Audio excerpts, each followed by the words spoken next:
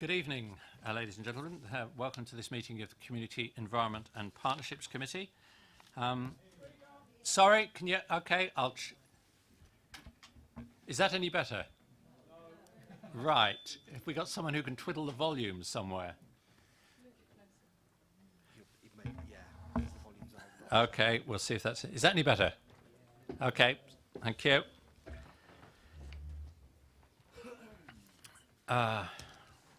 Right, I have to do one or two housekeeping things to start.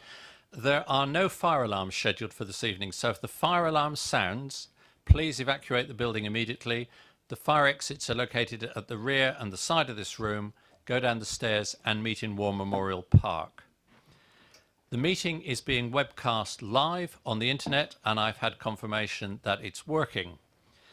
Please can all members of the committee and members of the public switch their phones off or to silent if you haven't already done so. Apologies for absence and substitution. We have two apologies. Councillor Kerry Carruthers, who has been replaced for this evening by Councillor Laura Edwards, and Councillor Venetia Rowland, who has been replaced by Councillor Donald Sherlock. So thank you to you two for standing in. Any declarations of interest in relation to the subject matter of tonight's meeting? Oh, yes, sorry, I've gone past the one item that... Thank you. Appointment of Vice Chair. Do we have any nominations for Vice Chair for this committee? Not for this, right. Well, you're the only side that's allowed to nominate them, so we'll carry that forward yet again. Done declarations of interest. There weren't any. There are no urgent matters. Minutes of the meeting held on the 31st of May. They're in the pack. Committee members, are you content with them? Fine, I'll sign them at the end of the meeting as a correct record, which brings us to the first main item of the agenda, Basingstoke Town Football Club. Now, it's nice to see so many people here, and a matter of considerable interest to many of us. The way we're going to be doing this slightly differently, but just sort of by way of explanation, we are an advisory committee. This committee is not a decision-making committee, so we're a fact-finding committee and a committee that makes comments. So that's what we'll be doing tonight. Councillor Bound, who's here, is the portfolio holder who is part of the cabinet who does make decisions. Some decisions are made by individual cabinet members, some by the whole cabinet and some by the whole council, depending on how much money is involved, essentially. So he will certainly be listening to anything we say by way of recommendations, and that will be taken away. We've got one or two people who've asked to speak, and they'll come on fairly quickly. And then we've got a whole series of people who we have asked to come and speak to us. Now, the gentleman who wants to speak, who we haven't invited, will get the standard 2 minutes, which is the normal rule for committees. The ones we've invited to speak, I am going to allow 4 minutes to, because we want to hear what you've got to say. And there will then be a brief chance for members of the committee to ask questions of those speakers. Now, committee members, please listen carefully. You've got a lot of speakers. We're not going to be able to deluge them with questions. So I'll be keeping a rough eye on how long everybody's questions are. And if you have a lot of questions or a long question of one speaker, then other councillors will get priority with the following speakers, okay? So think carefully and ask good questions. The other thing I need to say for the committee is you'll be aware that our copies of the paper have 2 pink pages, which are confidential matters. I can say for the people here that it's a total of 3 sides of A4. I don't think it's got anything particularly significant in it. That certainly what's in it is summarised in the public bits of the paper. But if by any chance any councillor felt they absolutely had to refer to one of the pink pages, we would have to go into private session and ask everyone to leave the room. So councillors, please, I hope we can get through tonight without actually needing to refer to anything that's actually in the confidential papers, because clearing the room and then getting everybody back would be very difficult. So I will hand over to Councillor Bound, who's going to introduce this topic. Thank you. Thank you, Mr. Chairman. I'm conscious that we've got quite a large report here covering what is in fact quite a complex set of facts, history, parties that are involved, information, a certain level of uncertainties in certain areas, what the options potentially are, and potentially some assessment of the advantages and disadvantages of each option. And probably unusually for me, there's quite a large forward to the report. But absolutely, I just wanted to confirm that really the objective is to seek the views of the committees for the future options for Basingstoke Town Football Club, and also how the council may support the club to achieve the best outcomes for taxpayers in the borough. Now, as I'm sure everybody in this room will be aware, discussions about Basingstoke Town Football Club have gone on for some time. My own personal experience and contact with it has only been in the last 12 months.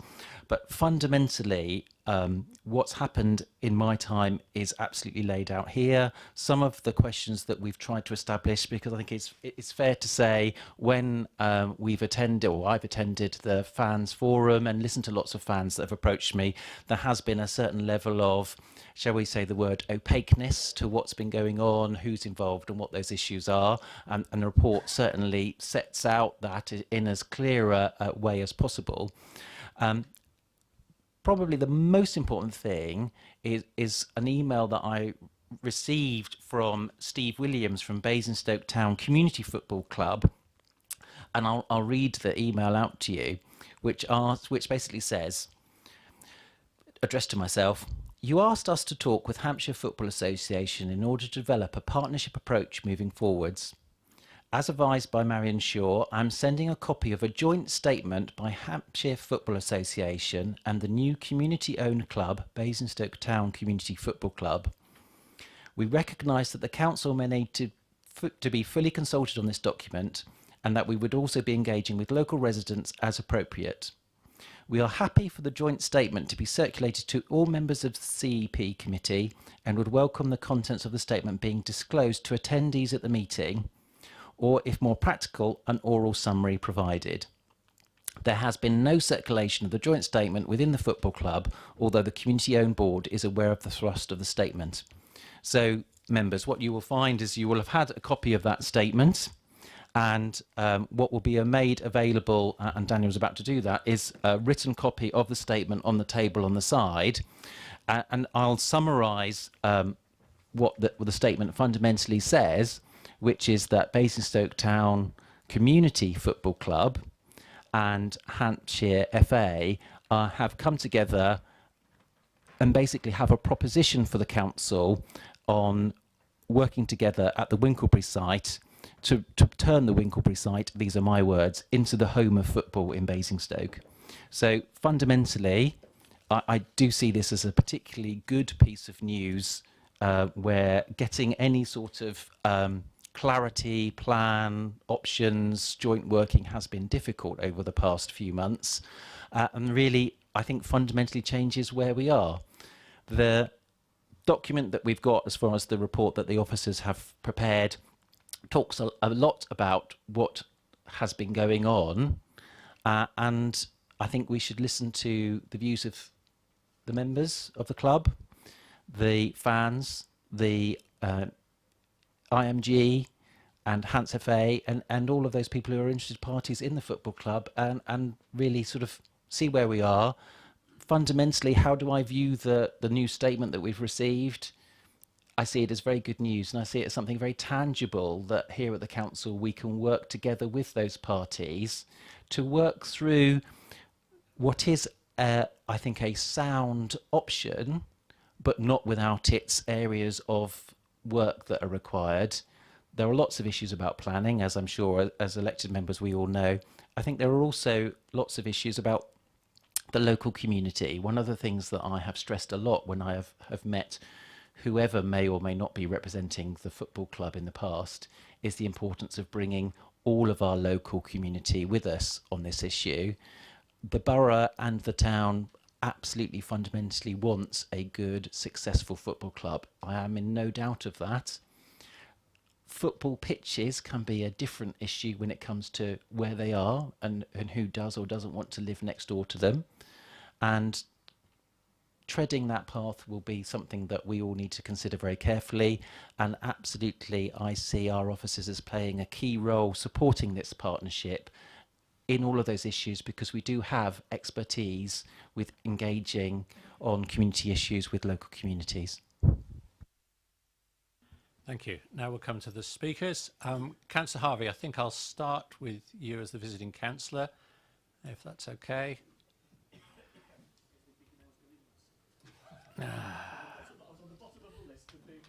I think the list has been scrambled since we started. So you have welcome, and you have. I hope the members of the public and supporters will forgive me for being bumped to the top of the list. Echoing really what's been said to start with, this is clearly important tonight. Just by the number of people sat in the room with us, this is clearly important. Therefore, the debate that's had around the table and the debate that goes on beyond this table within the council itself and with officers beyond this point becomes really critical to whether or not this is going to succeed or fail as opportunities and options arise. I think the idea of a community club for Basingstoke and the way that it's been described, I think is really important. That's for players, that's for the supporters, and it's for growing football in Basingstoke. And when I think about that, I'm thinking about the development of youth football, women's football, walking football, five-a-side football, all the various forms and shape of what football can take that can benefit communities across the town and the borough, as well as benefiting the community that will host the football in the first place. And I think that's another element that we need to carefully consider. The future of the Camrose is an important part of the equation. There are issues to do with land, and there are issues to do with the vested interests involved there that need to be satisfied and dealt with properly. One of the issues is the covenant on the land, and I know there are many questions around the covenant. It's referred to in the papers, and it's been referred to before tonight. And I think it would be useful for our officers to investigate in whatever vault exists in the council of the covenant, dig it out, and look at it in specific detail, such that we can satisfy the questions that may well be asked of us on that point. Because the council's landowning element of this is key as well. The way this council goes about positively the future needs to include what we do at the Camrose for the local community surrounding the Camrose with the land use, and what may or may not happen transparently and openly and with some clarity, so that everybody knows where they stand and everybody can be included in the conversation. I think the statement that's been issued tonight is good and positive, and I think Winkleby residents have got to be consulted properly and their voice has got to be heard. There's got to be good communication, it has got to be thought through, it has got to be a communication that genuinely connects. It can't just be an exercise in going out and taking an opinion on a Vox Pops method. It has got to be meaningful, and in being meaningful, those concerns that will no doubt be raised will need to be addressed such that the thing can move forward if it is indeed supported, and I hope that it will be. So the process here becomes really important. We've got to take the club, the communities, the supporters and the town with us, and we as the council have got a responsibility of leadership in that respect. We've got a responsibility of working with partners, facilitating and brokering, and I think the way forward needs to be as transparent and as cooperative as it can be. And what do I mean by that? Well, I think it's a can-do attitude. I think a number of the partners are bringing a can-do attitude to the table. Those others that also need to be sat around the table with a can-do attitude need to be helped to get there, so that what the actual result is positive. There is an awful lot of work to do, but I think with goodwill and actually, investing in what we want to see, we can get there. But the supporters, the club, the communities and Basingstoke as a whole has got to be confident of the solution that is eventually presented, not just for where football might go, but for what happens with the Camrose if that is the future, and how that piece of land is dealt with in itself. Loads of questions to be answered, loads of issues to be raised, and I hope we'll work through them properly and collegially. Thank you, Chair.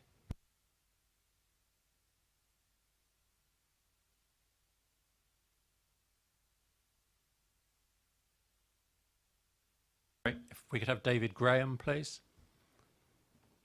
Sorry I didn't get a chance to talk to you at the beginning, but so many people wanted to talk to me before the meeting. Yeah. There must be a big button to press and the light will come on the microphone, and then I will start your 2 minutes once you start.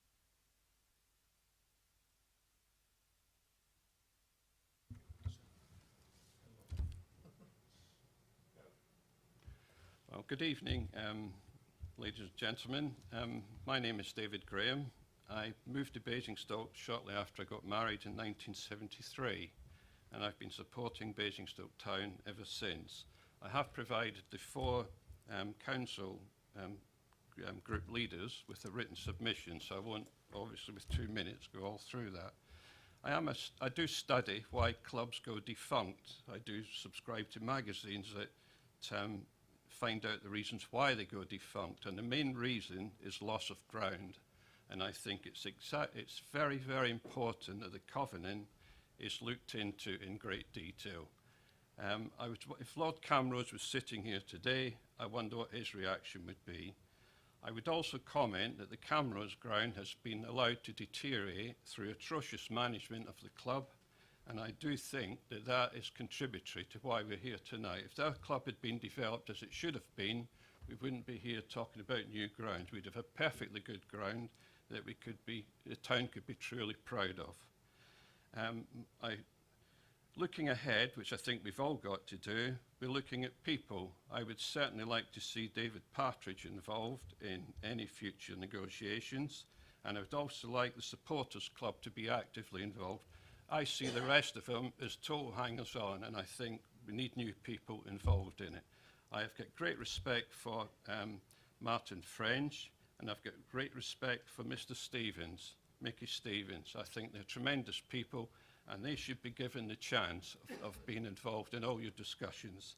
I could go on a lot, but looking ahead, I think you're talking about a community club. This present community club that's been set up is an absolute sham, and it should be disbanded. These people are not fit to run anything, as far as I'm concerned. They do not represent the views of the vast majority of people that support the club.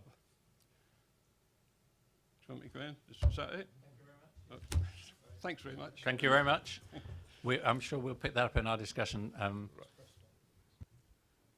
I think it would be, as I said, I didn't have a chance to speak to most people about the order because I was being, things seem to change quite a lot over the few minutes before the meeting. I think it councillors will remember that this got on the agenda because Simon Hood came to our council meeting on the 30th of March and asked a whole series of questions.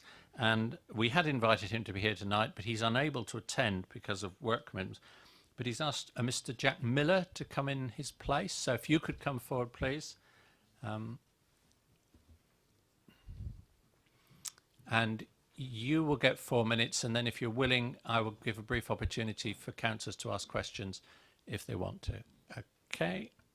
Thank you. Thank you.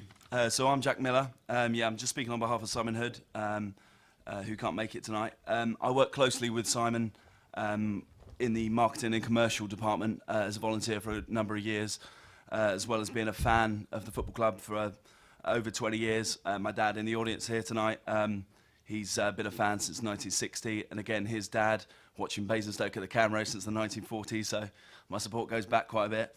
The reason Simon and I stopped doing the marketing and commercial within the club was due to the money that we made during it. It didn't seem like it was being reinvested back in the club, and that was really why we got involved in it. During the 2014-15 season is when we got involved. The figure Simon's given me here is about £1,000 worth of sponsorship generated by the local business community just for that one season.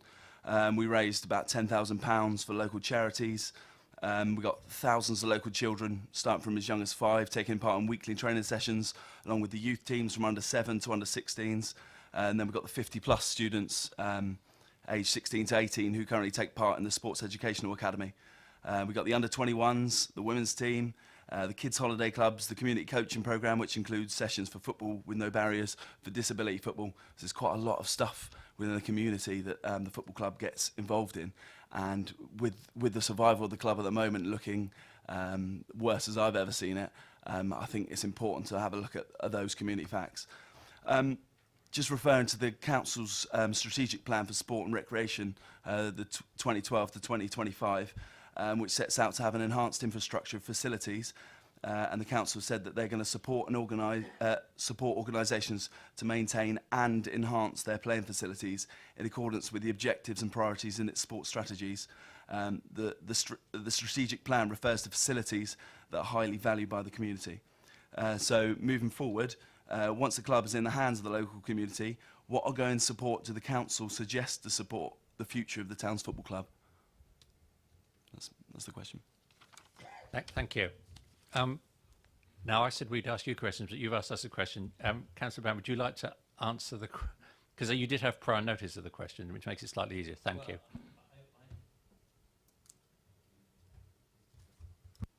Brilliant. Thank you very much. I also just want to clarify one point, because Simon sent it through to me, and I think I heard you say £1,000 when it's £100,000 in what I've got. I just want a point of clarity that it's £100,000 worth of sponsorship was generated in season 2014-15. I think there's a reality which says we'll support it, and I think there's something that says the discussion's always been which facilities we'll support, where are those facilities, who are they for, and I think it's one of the reasons why the conversations that we have had with the club and Hans Hafe have been fundamentally about joining forces, because there's no sense in creating what at one point was being suggested was two twin facilities in relatively close proximity to each other, both having a very similar business plan. That's what it sounded like, because we never saw one, and fundamentally competing against each other. I think there is something that says we wouldn't support something which was a direct competition, and then we'd have to be sort of made to choose which one we supported. So fundamentally, I think there's something that I would reiterate with the proposal that has been put forward in the statement with Winklebury, that says absolutely, as was originally discussed with Hans Hafe when the business plan was put together for their single proposal, that officers have spent a lot of time working up that into something that we know makes sense to us. It's something that adds up. It's something that we can support, and it's something that we can assist in getting funds, because there will be funds from elsewhere as well. So I see that support going forwards, which is why, as Councillor Harvey, and I hope other members would agree, that the joint statement that we've got makes offering support for facilities a lot easier, because this is the first time that I've been given a statement or had a conversation which hasn't asked us to choose who we support, when fundamentally I've looked at Hans FA specifically to say, you're responsible as the professional body for football, we should be looking to support you and jointly supporting others. You members, do we have any questions for Mr. Miller? Yeah, Councillor Jones. Thank you. The question, it's come up when you said about sponsorship. I found that quite interesting, in as much as that there seems to be an appetite, or there was an appetite out there to actually sponsor and help the club at the time, was 14-15. So is it your belief that appetite is still there, with business people coming in to support the club and to support the community in that respect? Okay, it's my personal opinion that the community is there. Businesses will look to support the club, potentially not in its current state. I'm saying potentially because we did it in its current state, but I think with backing from the council and a new sort of community club being put together, I think if businesses around would see it more as a community venture, maybe then they're putting more into the community, then maybe it might even be able to be more than that, personally. Sorry, I just wanted to add to that, because I've had several conversations with Simon Hood, and one of them, and I'm trying to remember the figure, was I think he went round to the Basingstoke Expo event and basically put his feelers out for what would be the size of support. And at that one event, I think he got potential commitment for the right club in the right format for between £100,000 and £200,000 from local businesses. Okay, that's it for questions. Thank you very much for your contribution. Yes. So yeah, just to follow on from the Business Expo, there were one or two very interested parties who wouldn't want to do anything to do with the current club in its current situation.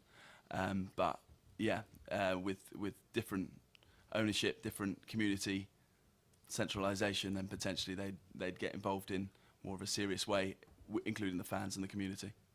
Can I just ask you to clarify that? So by the current club, you mean Basingstoke Town Football Club at the Basingstoke- Camrose with the present owner rather than the community club? Absolutely, with the Thank current you. owner in charge. Indeed. Thank you very much. And I think we'll carry on that. Thank you very much. Get down that road because councillors again remember that David Partridge came to our last meeting at the end of May and spoke uninvited and got his 2 minutes. We've invited him back so he can have 4 minutes this time. But we've also got in our papers, Appendix 8, a written submission from him. So I guess he'll be referring to that when he's speaking. So if you want to turn up Appendix 8, that'll, it's probably better to do it before he starts. Right. It's page 43 on our version, councillors.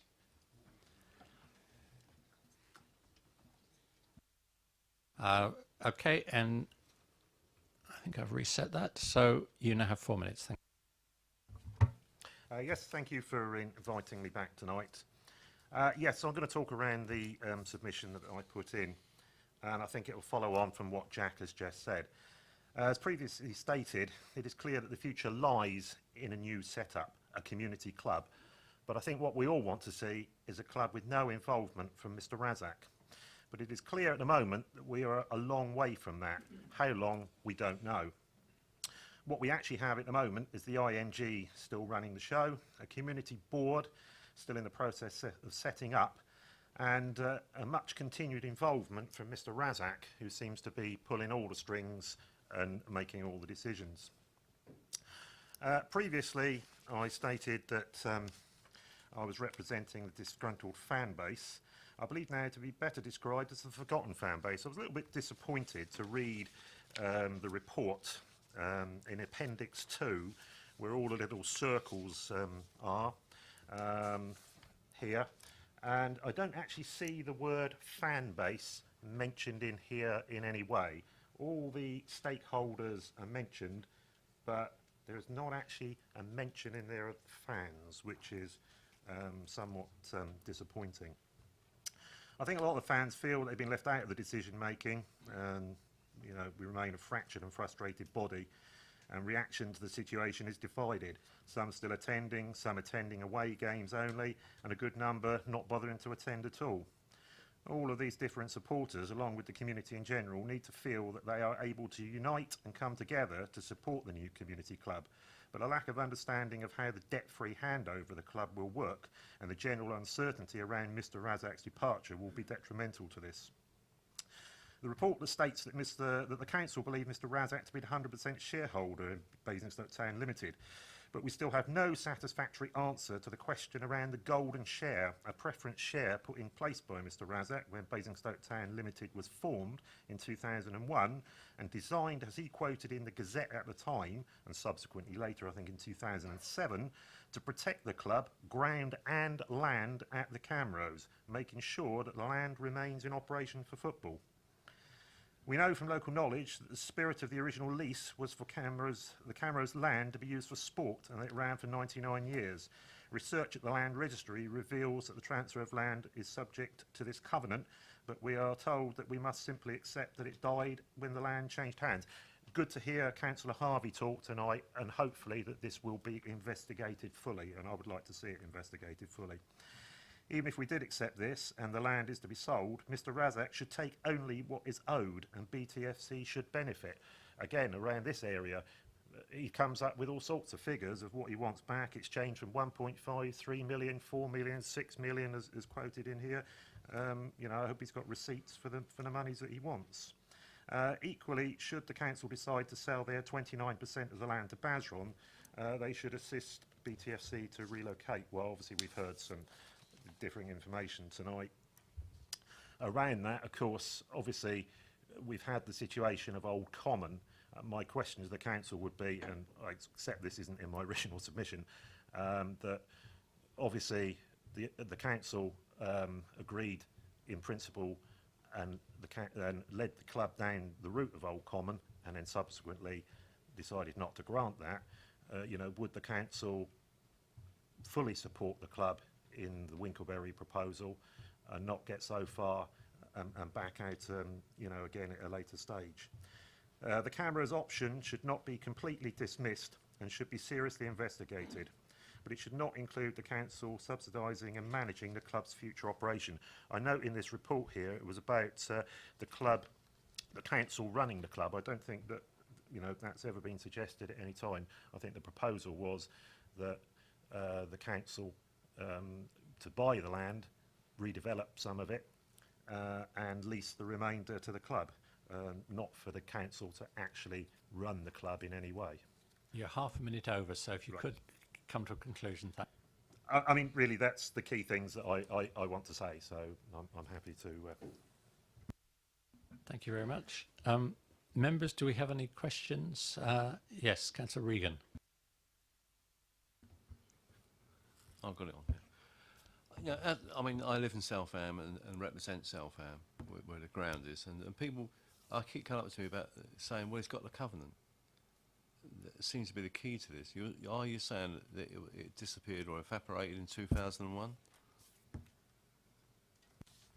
No, I'm saying far from the contrary. I have, and it's in the, I believe in my submission there, it refers to it, but I actually have the documentation here from the land registry in Weymouth that details the purchase of the land in 2016 by Basron, and it clearly states that there is a covenant on the land and that the land owner, i.e. Basron, has to carry out the expression in that covenant. The problem that we all have is who has a copy of the covenant. I'm pretty sure Mr. Razak must have a copy. I'm pretty sure that he wouldn't have bought the land, which seems a knockdown price anyway, for the size of the area. I'm pretty sure that he wouldn't have bought it, not knowing what the contents of that were.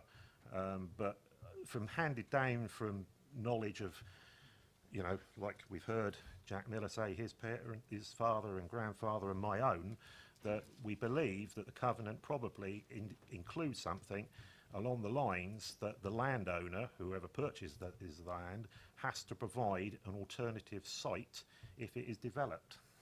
And that's the key that we need investigated. Thank you. Any more questions? Okay, thank you very much.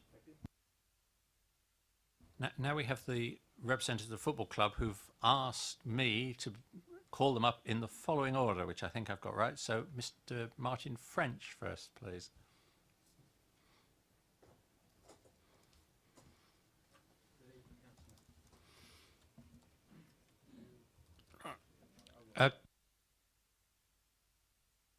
I'll give you 4 minutes now. Okay. Hi, I'm Martin French, Chairman of Basingstoke Town Football Club Supporters Club. I'm also an initial board member of the newly launched community-owned Basingstoke Town Community Football Club. We are here tonight much to the deep concern of the fans. The football club is being made homeless. The reality is without a home in the town, without a home in the town, there won't be a club. This matter arises through no fault of anyone here, but sadly through the immovable decision of the private owners to withdraw football and sell the Camrose ground for residential development. Let me first tell you what the club means to me and my family. 30 years ago, I moved to Basingstoke from London. For most of that period, I never felt any real connection with the town. That was until 4 years ago when I made my first visit to the ground. The atmosphere was brilliant, the people were friendly, I was hooked. And now my wife, not previously a football fan, and my 10-year-old son have been season ticket holders for the last 3 years, and we go to every game. We travel as a family, and we now all feel part of the community. And I know that is something shared by many others here tonight, and other people who can't make it. So let me tell you a bit about the new community-owned club. This represents a giant step forward. It's been launched to take the ownership of the football club and build a new future. The community-owned club is adopting the constitution and proven approach of some 50 successful clubs of varying sizes across the country. It's a non-profit, democratic, member-based organisation, one member, one maximum share, one vote. It's an exciting opportunity for supporters to participate in the running of the club. Its objectives are wider than just football and specifically include bringing benefit to the community through social, recreational and health initiatives. It's on the community aspect we want to build. But first of all, we need a ground, and this cannot be achieved without leasing or renting land which the council own or have a controlling interest. So what are the fans' views on ground options? Fans, understandably, have a strong affection for and attachment to the Camrose ground. We are shocked and stunned by the prospect of the loss of the ground. There are sadly two key factors that now appear to rule out a Camrose option. The owner's unbending decision to sell for residential development. The council's policy, secondly, the council's policy confirmed in their papers of not spending taxpayers' money, it would need 3 million upwards, would be needed on a stadium.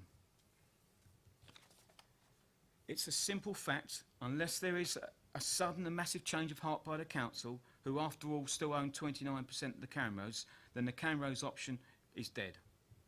So in conclusion, our focus must be on what is achievable. We believe that the use of the existing council-owned stadium at Winkleby at no cost to the council is now the only way forward. It keeps football in the town and has the potential for considerable benefits for the local community. The club has stated it would pick up costs of enhancement to the ground. Before we move on to the next speaker, I would just like to say that on behalf of my family and the fans tonight, and all the BTFC fans here and the ones who couldn't make it tonight, I recommend and request that you put this proposal further. Thank you very much.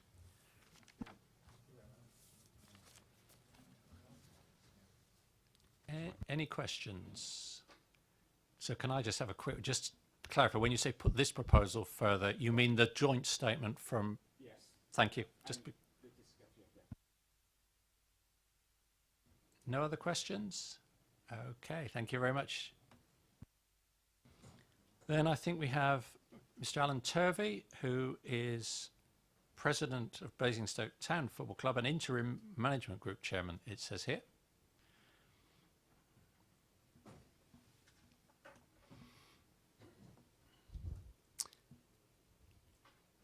All right, Alan, you've got 4 minutes, the same as everybody else. Mr. Chairman, ladies and gentlemen, thank you for giving us the opportunity to speak tonight. Now, first of all, in view of comments that may have been made about people who are intending to help future the club, my name's Alan Turvey. I'm the chairman, currently chairman of the community-owned club, Basingstoke Town Community Football Club. That's the new club that's been set up. We should take over the ownership of Basingstoke Town Football Club and build for the future with a community. That is very important that the community is involved and we're part of it. For my part, it wasn't a challenge I was looking for, but it certainly is a big challenge after a lifetime of senior business and voluntary experience. This includes director positions on the FA, where I served for 16 years and chaired some major commissions. And I've also had 33 years running a major football league with over 88 clubs covering the best part of the south of England. In addition to all these things, I'm currently the chairman of Basingstoke Voluntary Action. This is a pressing challenge for the club, one that I've become very emotive about myself, having read about these things in the papers, but I've had experience of knowing clubs that have been in situations. With the inevitable loss of the Camrose ground, we are seeking an early decision on a new permanent home on council land within the town to secure our survival. Going 20 miles away to a ground share, this would only be costly, not only be costly, but destroy the club, because I don't believe that fans would make those different. So really, we want to stay in Basingstoke. That's very important. What exactly are we seeking to save? It's not just the first team games, because that's the thing that attracts a lot of publicity. It's the whole club structure for developing youngsters. From our new economical and successful first team model of moderately paid, promising youngsters training full time and not earning hundreds of thousands, I promise you, but they are full time and wanting to develop, and they've got the opportunity with us. Through our Sports and Educational Academy, 54, 16, 18-year-olds and under 21 squads. 8 to 9 teams, some 80 to 90 children from under 8s playing, and right up to the age of 18. Our schools and community, we also have schools and community programs. What's our approach? We understand and respect the view that the council payer should not be simply expected to find a solution. We wholeheartedly concur with Simon Bound's view that the solution lies in partnership working. That's why we have prepared a joint statement with the Hampshire Football Association. But we don't underestimate the part that the council can play in securing a home for us at Winklebury in partnership with Hampshire Football Association, who are very much in the world of football, a very respected county football association, and very importantly to the local community.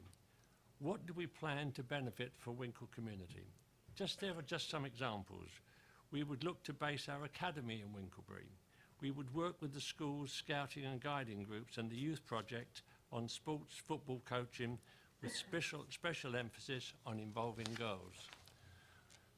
We recognise that sport can develop skills and confidence that improves academic achievements, and today if you've seen the news you see that the England ladies are becoming very well known, more popular and more successful than the men's team, so it's important that not only the young children that we do embrace the whole community, the people that want to play football. We would provide coaching and other support to the Winklebury Wizards, a well-known organisation, as a partner club, match day events, meet the players, penalty competitions, guard of honour, ball boys and ball girls. With the development of facilities, we would provide opportunities for people of all ages to participate in social and health activities. We would encourage local youth and family attendances at games through the availability of free tickets, and free and cheap tickets. In short, our approach would be about offering a boost to the community while addressing concerns that they have about our prominence. I have said at a previous meeting with people interested in this that a football team, a successful football team, is important for the community. I remember mentioning Eastleigh, who people don't know about much. They know a lot about you're Eastleigh 30 now. seconds over, so if you could come to So conclusion. I'll just say that the name of a successful football team is important for Basingstoke, and your help in helping us with what we want to do would be very much appreciated. Thank you. Any questions? Councillor Taylor. Glad to turn.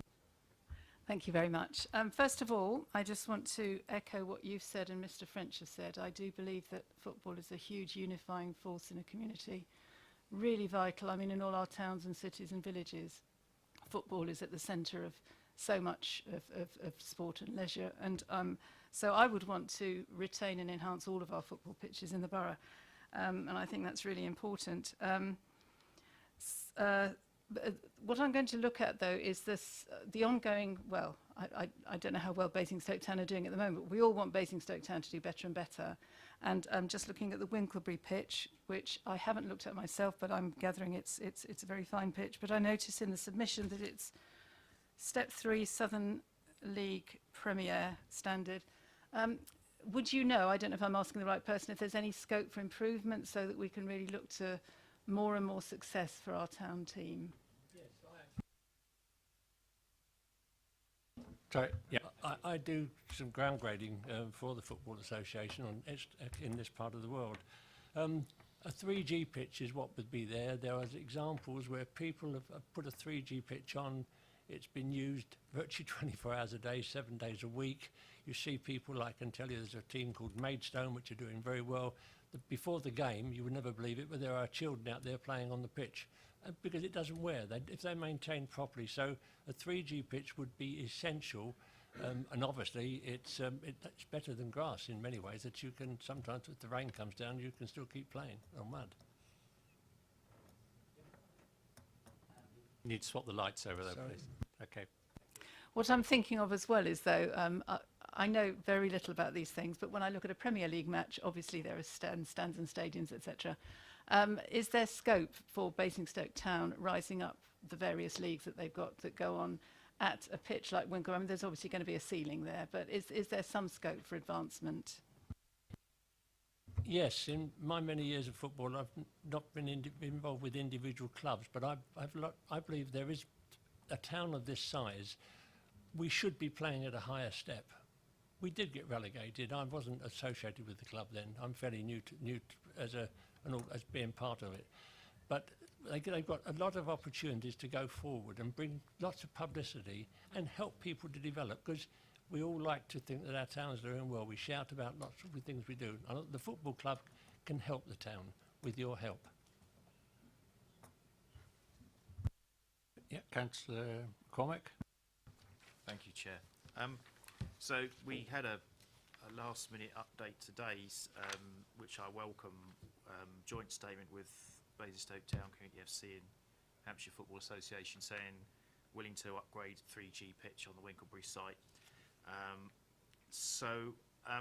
Is there anything else you need in terms of local access provision that you might want the council to assist you with? Because I'm conscious that where you are on the Camrose ground, you've got a lot of houses within walking distance of there. You've got Brighton Hill, Southam, Brookvale, Kings Furlong, Harroway, Winklebury's a bit of a distance away. Is there anything that you might want to help get the fans up to Winklebury? Well, we would do everything we could to help the fans, and if it was necessary, we could always lay on transport, a coach which goes in a shuttle bus to take people there, if it's justified. It's quite easy to access by car, of course, and there are some people that can walk across the grounds to get to it. But no, I think that would also be something we should do, because not every supporter would be able to walk that way. So I think that certainly I can pledge the club would do that. Yes, Councillor Jones.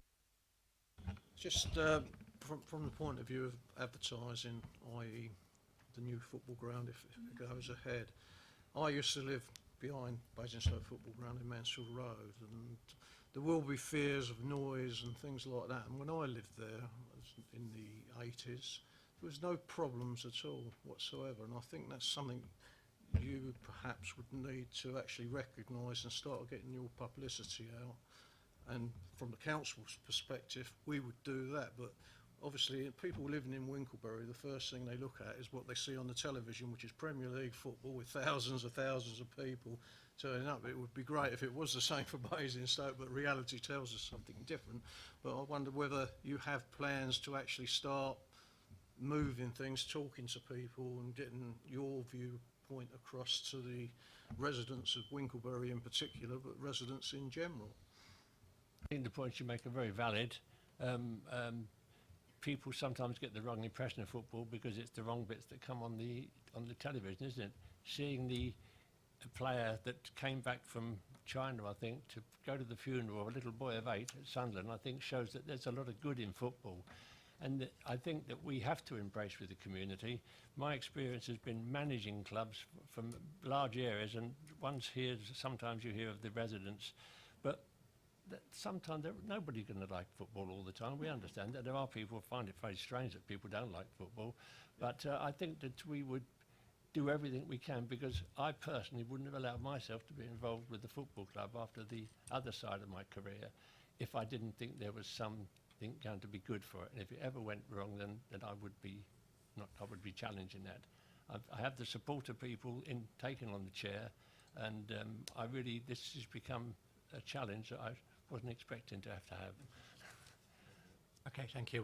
We need to move on now, guys. Thank you. So next I've got David Knight, who is the Chief Executive, I think, both of the old club and the current club, and he reminded me, on a voluntary basis. So he's not one of these multi-millionaire chief executives. He does it as a volunteer. So David, welcome, and I'll give.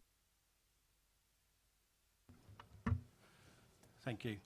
I'm David Knight, member of the club's interim management group, a supporter for around 40 years. The main focus of my activity as a volunteer CEO position in recent times at the football club is running the detailed day-to-day operations in a current sort of very difficult situation, anticipating and addressing rapidly changing issues and preparing for a smooth transition to the community ownership. One of my ongoing tasks has been to explore every possible avenue for securing both a permanent and a temporary home for the club, and also to take the decision to continue playing at the Camrose for the start of next season. I think from my position I can confirm the following points. some of which have been touched on already. The owners have a unbending commitment to want to sell the ground. They're not really interested in any partial development, despite the work that we've spent a lot of time looking at to see if it was practical. In line with policy, the council have shown no inclination to invest taxpayers' money in the camos or to pass money through any particular sale. Council have also in the past ruled out any other site in ownership, excluding the possibility of Winklebury. Ground sharing with other senior clubs within a 20-mile radius of Basingstoke is only a viable short-term option while a permanent home is prepared. It's also a very costly option and completely not ideal, especially as most possibilities are looking for a long-term commitment that would threaten the club's continued existence or even a return to the town. Winklebury then represents the best option to keep Basingstoke Town as a community club in the town. Some reasons: it's in council ownership and clearly can be made available to the club in conjunction with Hampshire FA. It would be a welcome boost for the community and all the activities that would go on. It was constructed as a football ground with some considerable investment at the time. One of the reasons for the construction at that site was the relatively secluded position, tucked away in the southeast corner of Winklebury, generally away from the housing and bounded obviously by the ringway on one side, the railway on the other. Further green policies could be adopted and some further screening could easily be achieved if required. As has been mentioned, the proposal is for an artificial 3G pitch, which would be clearly beneficial for, again, all parties. No increase in car parking would be needed, and as was touched on in the last conversation, it could be that car sharing, buses, getting people from around the town to the ground could easily be arranged. The joint statement that's been referred to earlier by Hampshire FA and the Community Club is a welcome step forward in the development and usage of the planned 3G facility. We believe that as Hampshire FA and ourselves share objectives to increase football participation and quality of performance that can work in partnership at Winklebury. Our first team and academy training, we would bring welcome high usage during daylight working hours, and of course we're going to be flexible about the general usage to fit in with the community, and our presence would boost community activity in the area. Nor do we think that the necessary, easily accomplished ground changes to meet Southern Premier League standards, as was being touched on earlier, dramatically alters the character of the site, nor would our usage for games overwhelm the Hampshire FA. In closing, I would like to say a lot of time and effort has gone into keeping the club in the town, and I've been probably seem to have been caught in the middle on a lot of it. Despite criticism in some quarters, my only aim has ever been to keep the club playing in the town at the highest possible level. Thank you very much. Any questions? In that case, I'll have a question, if I may. We've been given a very helpful schedule in Appendix 6 of this, of the requirements for a stadium at the level at which the men's football club is, compared with the Winklebury facility. There's a lot of differences. It would need a bigger stand. It would need a second officials changing room, so you had male and female. It would need refreshment facilities. It would need, to stop people being able to look into the ground, it would need 2 more turnstiles. I know the joint statement's only come out today, but have you got any feel for how quickly the ground can be brought up to standard, or would there be FA or whoever sets these standards give us a concession for 12 months, till the work was done? What's the position on that? With these days, most of that work could be done very quickly. These days, and I've already spoken to companies that supply what you call this prefabricated, very modern, very efficient seated areas and covered areas, and they're effectively built to the specifications you need.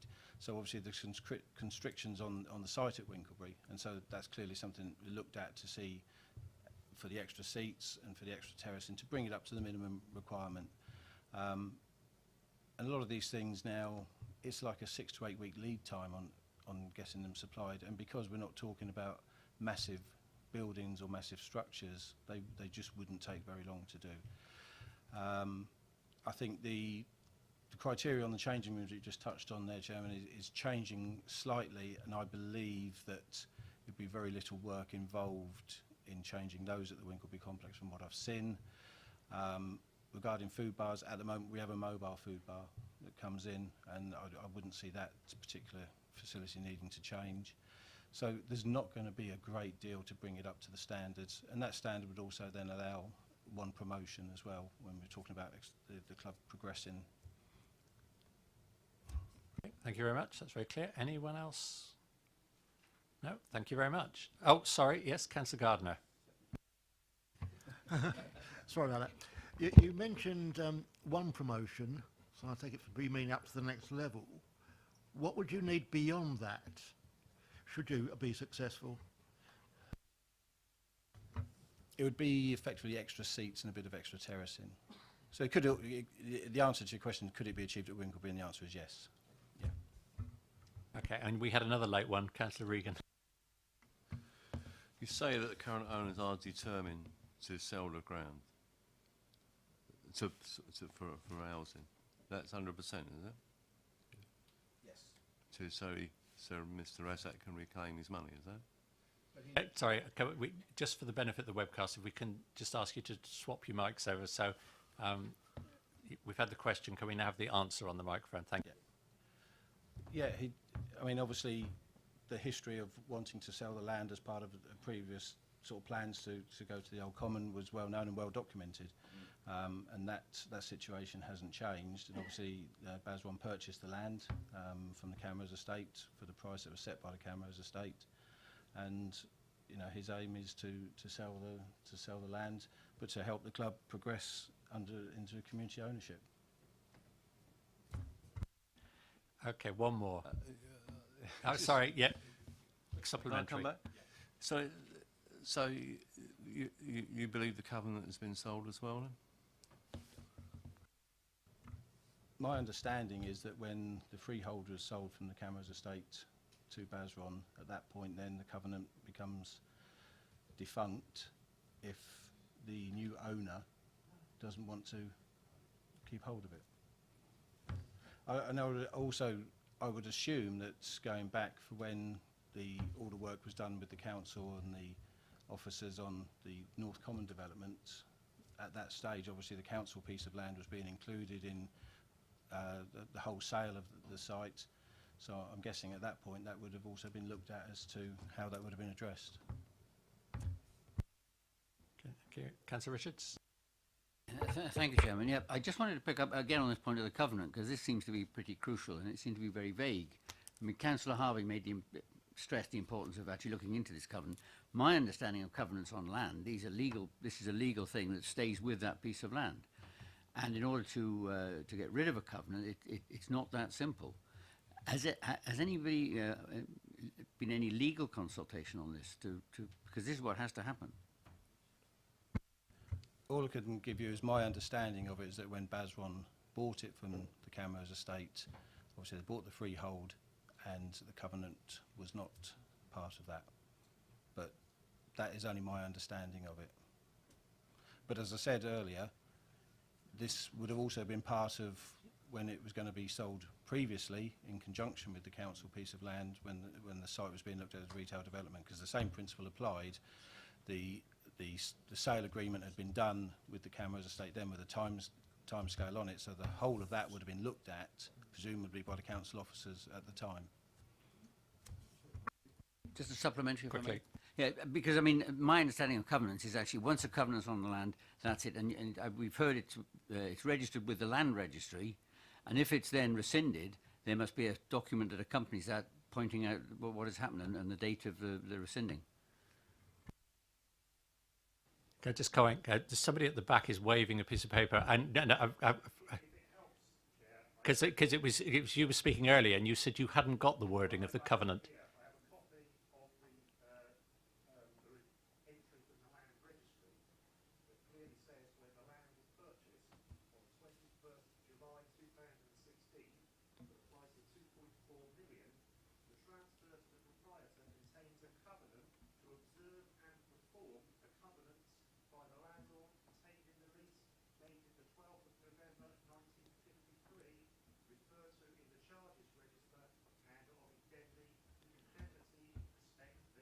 Okay, thank you. Yeah, okay, that won't have been the way. That was Mr. Partridge expanding on what he said earlier, that the land registry does confirm the existence of the covenant, but I think the point you made earlier was that nobody's actually got the wording of it at the moment. So, yeah, fine. That's so. Yeah, fine. Okay, I think that's it. Thank you, Mr. Knight. Which brings us to Mr. Terence Brown. Who's the manager? The actual football manager. Are you a manager or a coach? You're still allowed to be a manager, are you, down here?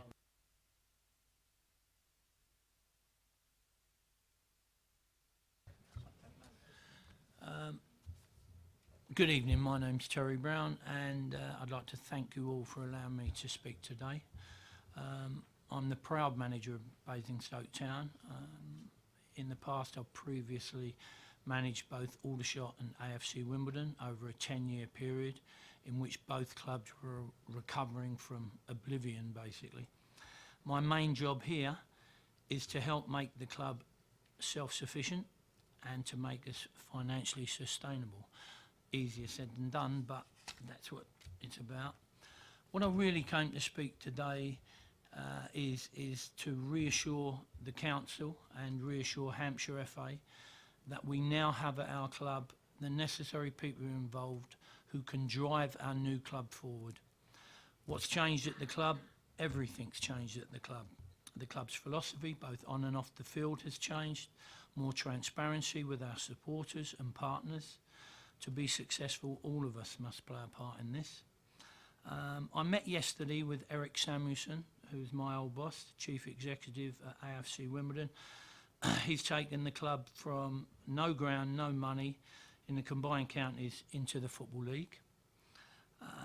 A real community-owned club, probably the beacon for us all. I asked him, what do we need to do to make a success of this? And his reply and his words were, you must have a leader at the club, someone who has the time, the passion, the skill set to drive our new club forward.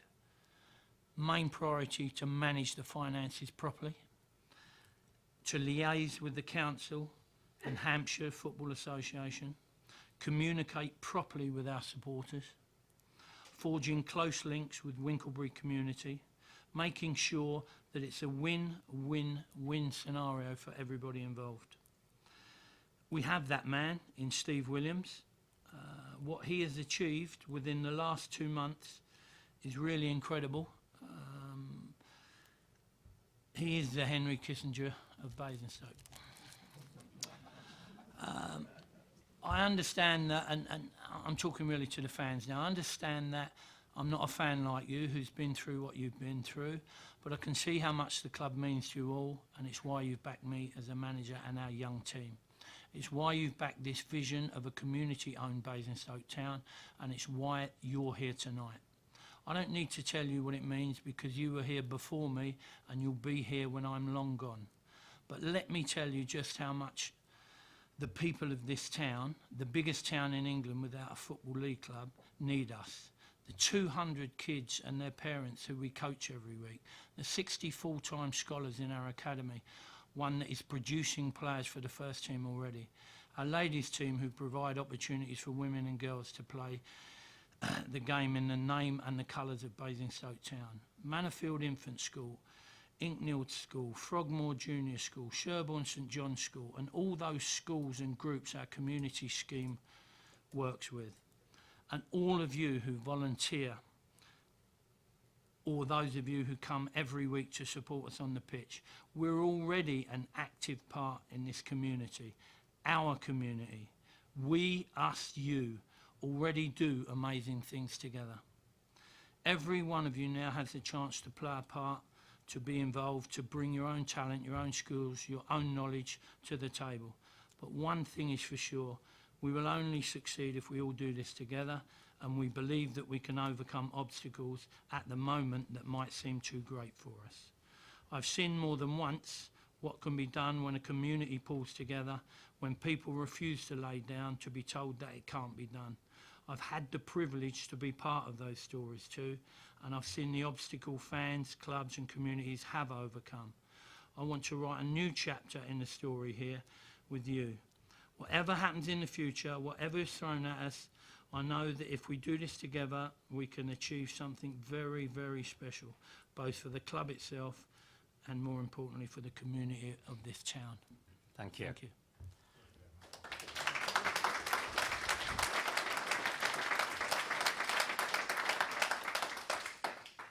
that's a good endorsement from the fan base.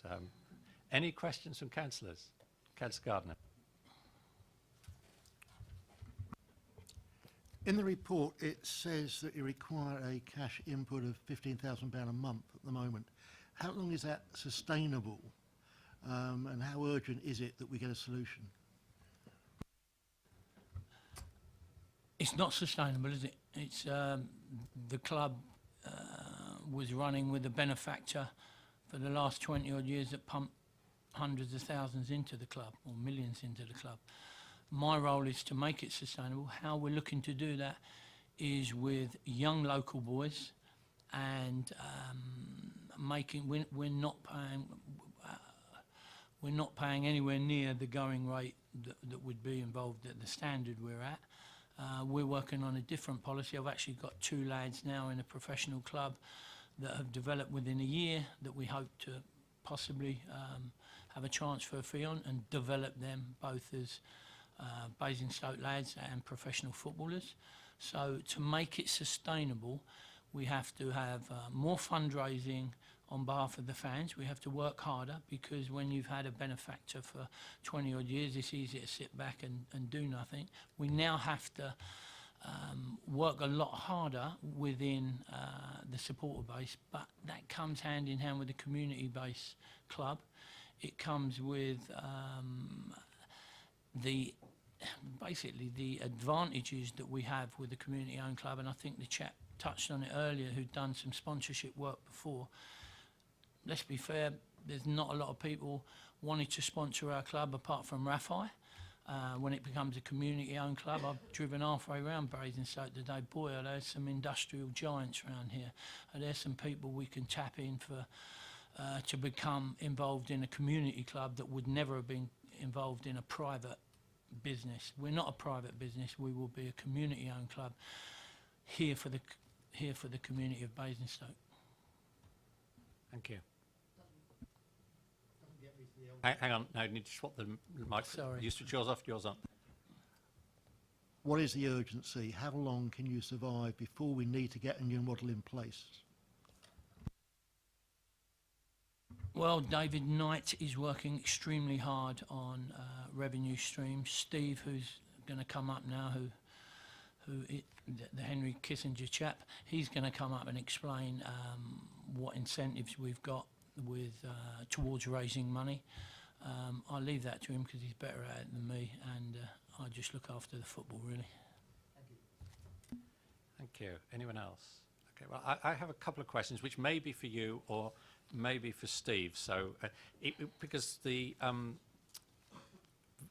community club have provided us with a business plan with a budget in it, and I noticed, for example, there was a 30,000 income from the academy. Do I mean the yes? But no expenses apparently related to running the academy. There's a mention in the paper of 3 coaching staff, no apparent fees for the coaching staff. Are they disappearing or are they carrying on voluntarily? There's an item for management, but I assumed that meant management of the club rather than the management. So there was nothing to pay you. So, and there wasn't very much to pay players. So from your side, it's better. Steve says it's better. Well, so, are we losing the coaches? Most managers spend money, but it's better to let it. So, are we keeping the coaches? And so, I asked Steve how we're funding them. I think, yeah. Okay, thank you very much. Right, Steve. I think your Kissinger moment.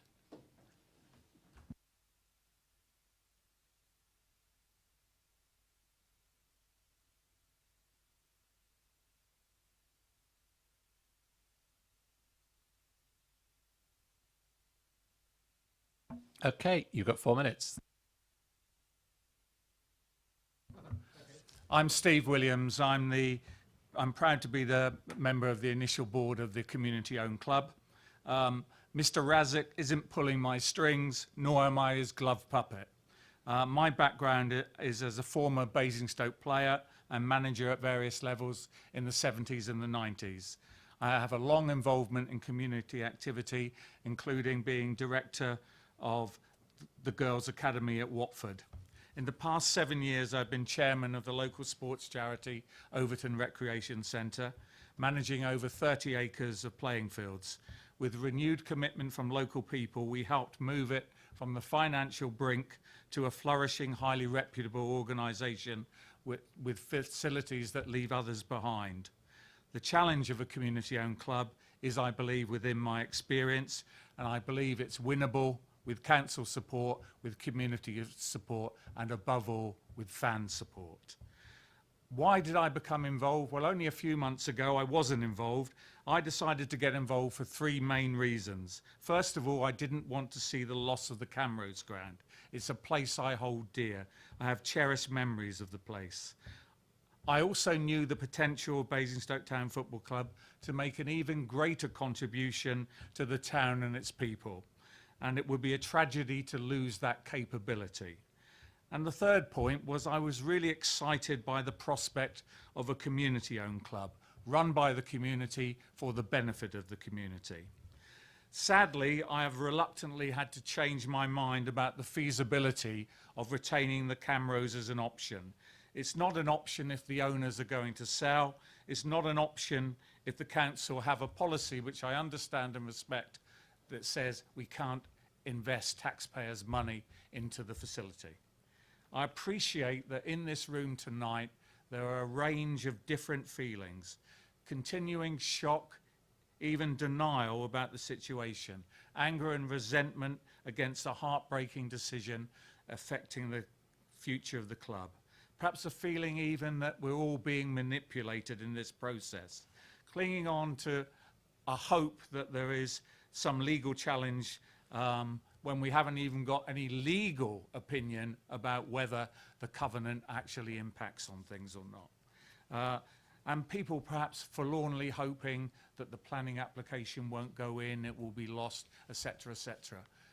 As a member of the community-owned club, we have to deal with reality. And the reality was that the only option for us to pursue was the option of Winklebury. And that's why we worked and we adopted a partnership with the Hants FA in moving forward. We recognise, after talking to each other, that we share many objectives. We want to promote the game. We want to get more people playing. We want to improve the quality in our town and all around. So actually that's really important going forward. But I think there's a new factor that's come to bear there, as well as recognising we can do more in partnership. And that is one of the objectives, as you'll see in the business plan there, of this club, to say we can achieve more by working together than not being apart. I'm fast running out of time, I'm seeing that, so maybe you can pick up points in questions. All I would leave you with is a quote: "A club can command a place in the community, connecting people like few other things in modern day society, whether through watching, volunteering, participating, or just providing a sense of identity. That club plays the connection." I think you've heard from the fans tonight that it's a sense of identity and belonging that has raised their concern. Thank you. And as I'd already asked the question, I'll ask the question again. So in your budget, which was, I didn't see anything for expenses for the academy. They were net figures. That's a net figure. Okay, Yes. Thank you. I didn't see anything for coaches or manager. Well, the management figure is in there. And that is management. Yeah, that's as the in the management manager of the club. for the manager and the coaches Right. that we employ. Okay, so not the management of the club itself. No, it's not the management of the club. Okay, and the playing budget, I understand. I mean, it's very clever to use young players, ambition, but you've got a playing budget of £10,000, which it says is based on a squad of 18 over a 38-week season, which is an average of £14.61 a week per member of the squad. So what am I missing? What? I haven't got my calculator with me, but I think the key thing to bear in mind is actually what Terry said about that we play our players very moderately in relation to the opposition that we meet week in, week out. It's a different model. What we're saying is we're developing young players who want to progress. Why they want to be with us is because they're getting expert coaching. They're being developed to play at a higher level. Some of them will move on, some will stay at that level, others will come in behind, because that's the whole philosophy of the club, develop its youngsters. And that's something that's attracted me to the club, because that hasn't always been the policy. When you've got money lashing around, the tendency is to bring somebody in from a distance because they always seem better than what you've got locally. This policy is to develop local talent. Thank you. That's very, very helpful, very clear. So, but are they just being paid for when they're playing, or they're being paid during the week for when they're training as well? They're paid for the week. They're paid periodically, yeah, for that period. Okay, I think that's possibly something we'll need to explore, exactly how that number comes about. Any other questions? Councillor Gardner.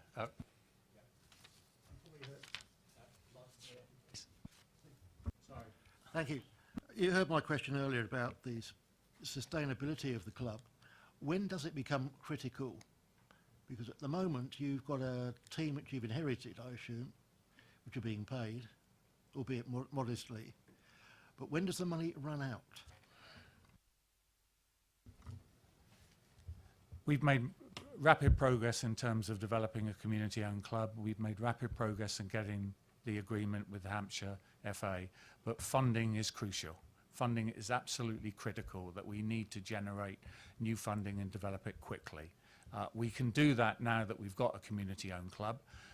The way in which we want to take it forward, and we've made clear, I think, at the fans meeting, was that actually we're looking to take the ownership, but we've also got to look to do fundraising. So that if there's any shortfall in the players' budget at the moment, then the community-owned club needs to be engaged in raising that money. So it is a very challenging situation for us, and I don't hide that from you in any way, shape or form. So we will be running a campaign under the banner of Survive and Thrive, with lots of fundraising ideas in relation to that. And sponsorship is key. And one of the prime experiences of community-owned clubs up and down the country is that it attracts more interest. People want to sponsor something that's community-based. They want to be associated with that. They're less inclined to be associated with something in which there's a private owner. Thank you. Anyone else with a question? Yes, Councillor Jones, and we'll need to swap the mics. Yeah.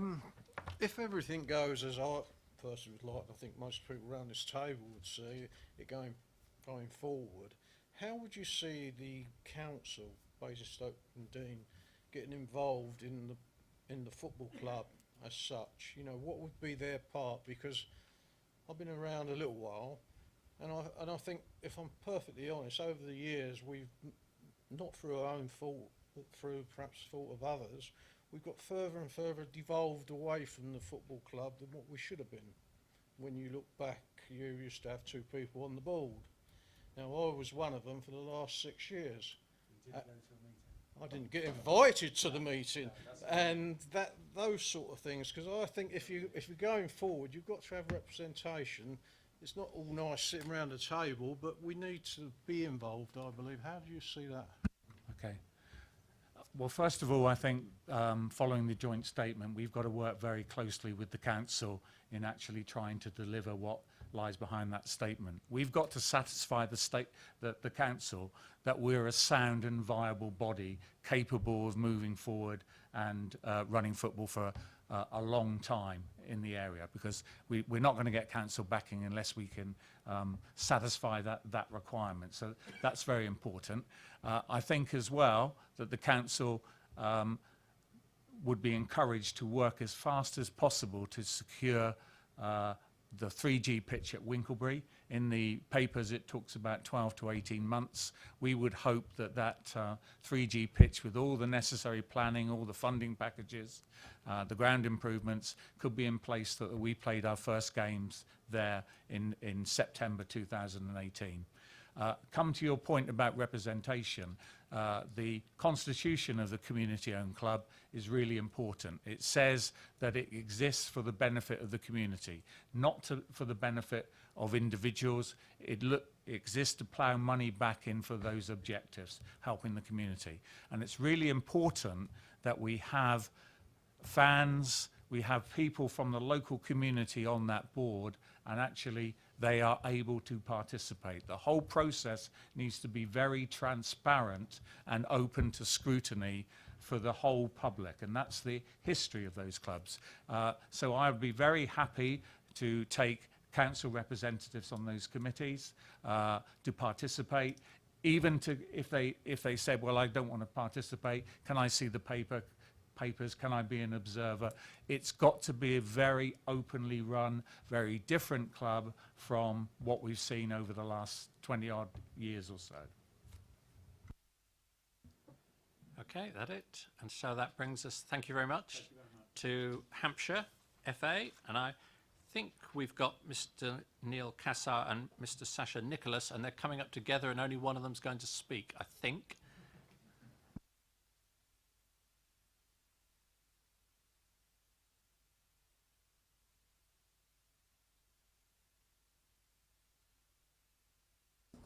You're very welcome. Probably a lot more welcome as a result of the joint statement than you might have been without it. So you'll get your 4 minutes when you're ready. I'll start it when you look as though you're ready to start. Okay.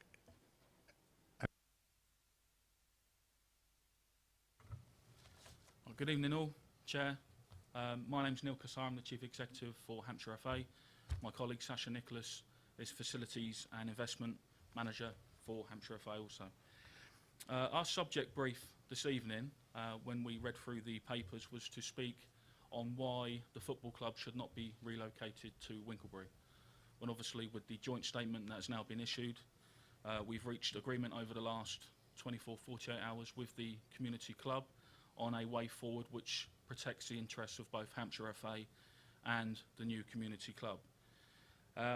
We have held discussions with the club over the past 12 months, and we weren't able to reach agreement, but I'm pleased to say, as the statement reads, we now are in a positive position. It is a solution in our minds. It works for both the county FA and the football club, but obviously it's going to take a lot of consultation with the council and with the local residents on how we can make this happen. I think our proposal includes the conversion of the playing surface to 3G. We think that will take somewhere in the region of 12 months to complete. Obviously there's considerable amount of planning and feasibility to go through, but we think that can be achieved, as Steve has said, before the start of next season. I don't really think, Chair, there's anything more we can add on the subject. Thank you very much. You happy to take questions if anyone's got any questions? No problem. Any questions? Okay. Can I ask you the question I asked, assuming you have a role in the ground standard that's needed, you concur with the answer that Winklebury can be brought up to the standard required for the town men's team to play there without too much hassle? I mean, it's obviously going to be work, someone's going to pay for it, but it's not physically, it can be achieved in a reasonable space of time, in your opinion? Yes, I'd agree with what the club have outlined in their business case. Thank you very much. Thank you. Right, so now we're into, if someone could switch that microphone off. Thank you. I guess technically we're into questions to officers, if there are any questions left for officers. Councillor McCormick, yeah. Well, I think it might be aid our understanding with covenants. Correct me if I'm wrong. My understanding is a covenant is a condition that's placed on a piece of land when it's sold. So, for instance, council houses that have been sold onto private buyers have covenants placed on them. And in those circumstances, it's down to the council whether that covenant is lifted. So would the same principle apply to the covenant for the Camrose ground, in which case, when it's sold, it's unlikely that a covenant is cancelled outright unless permission has been given by the original instigator of the covenant for that to happen? Yeah, so the question is, has it or something? Yes, right. Chaz. Yeah, our legal team's been searching records and land registry for evidence of the covenant. I think their advice to us is, at the moment, they can't find documentary evidence of it. And I think the reality of what can the covenant do, or how can it be enforced, or indeed what it says, really relies on that documentary evidence. So they're still working on that, but as of now, they haven't found that evidence that they need to take a view. And I think if anyone's got any leads that will help them in that search, they'd be gratefully received. Councillor Regan. Just, it might be a stupid question, but I presume that the conversion of the Winterbury ground to become the sort of new Camrose will need planning permission. We have a planning officer lurking in the background somewhere, I think. Perhaps I'll ask him to answer that question.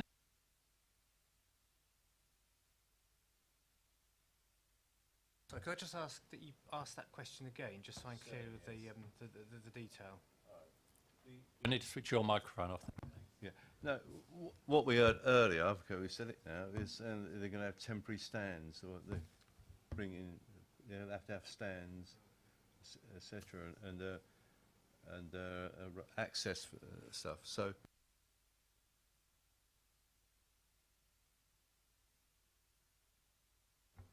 I've been asked just to introduce myself for the visitors. I'm Matthew Evans. I'm the head of planning and infrastructure at the Borough Council. The question is, would the temporary stands need planning permission? And the answer to that is yes. They would need to go through the formal planning process. Okay, Councillor Jones. It's just on this covenant. There is a covenant on that land if it still exists, but surely we've got 29% of that land, is it, or a percentage of it? As a council, surely we should have that documentation on that piece of land we own, should we not? And if not, why not? Well, no, sorry, we can't have too many. As everybody will want to go. Yeah.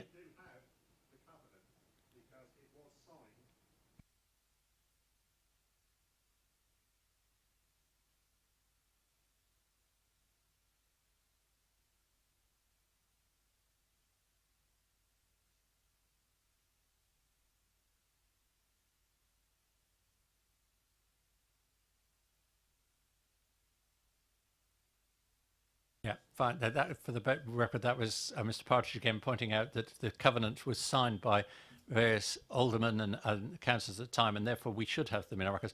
That's a very charitable view of the way that filing systems work, but you may, and it may be that they are somewhere, but so far we haven't managed to find them. That's the answer. So, Councillor, coming to your point but is our understanding that the covenant was on our bit of the land or just the other bit of the land? Because Councillor Jones' concern was that if it was on our land, we certainly should have it. But my understanding was only on the rest of the land at the Camrose.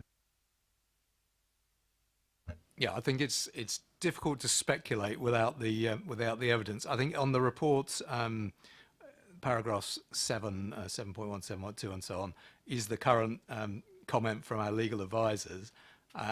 Clearly this is an area that we're digging into, but right now, until we have documentary evidence, it's difficult for the legal team to comment with any certainty.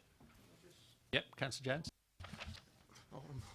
A question I asked, because I did own a house round there, and it was originally it was Lord Camrose ground, and on the deeds it had a lot of stuff written in what I could and couldn't do, and I just find why we haven't got it. It just doesn't seem that if we're holding the deeds, or someone in the council, surely we should be able to dig them up quite quick. Because I think with everything that's going on at this moment in time, it is an urgent matter, isn't it, to get these things off the ground. Otherwise, we're talking possibly years rather than a year.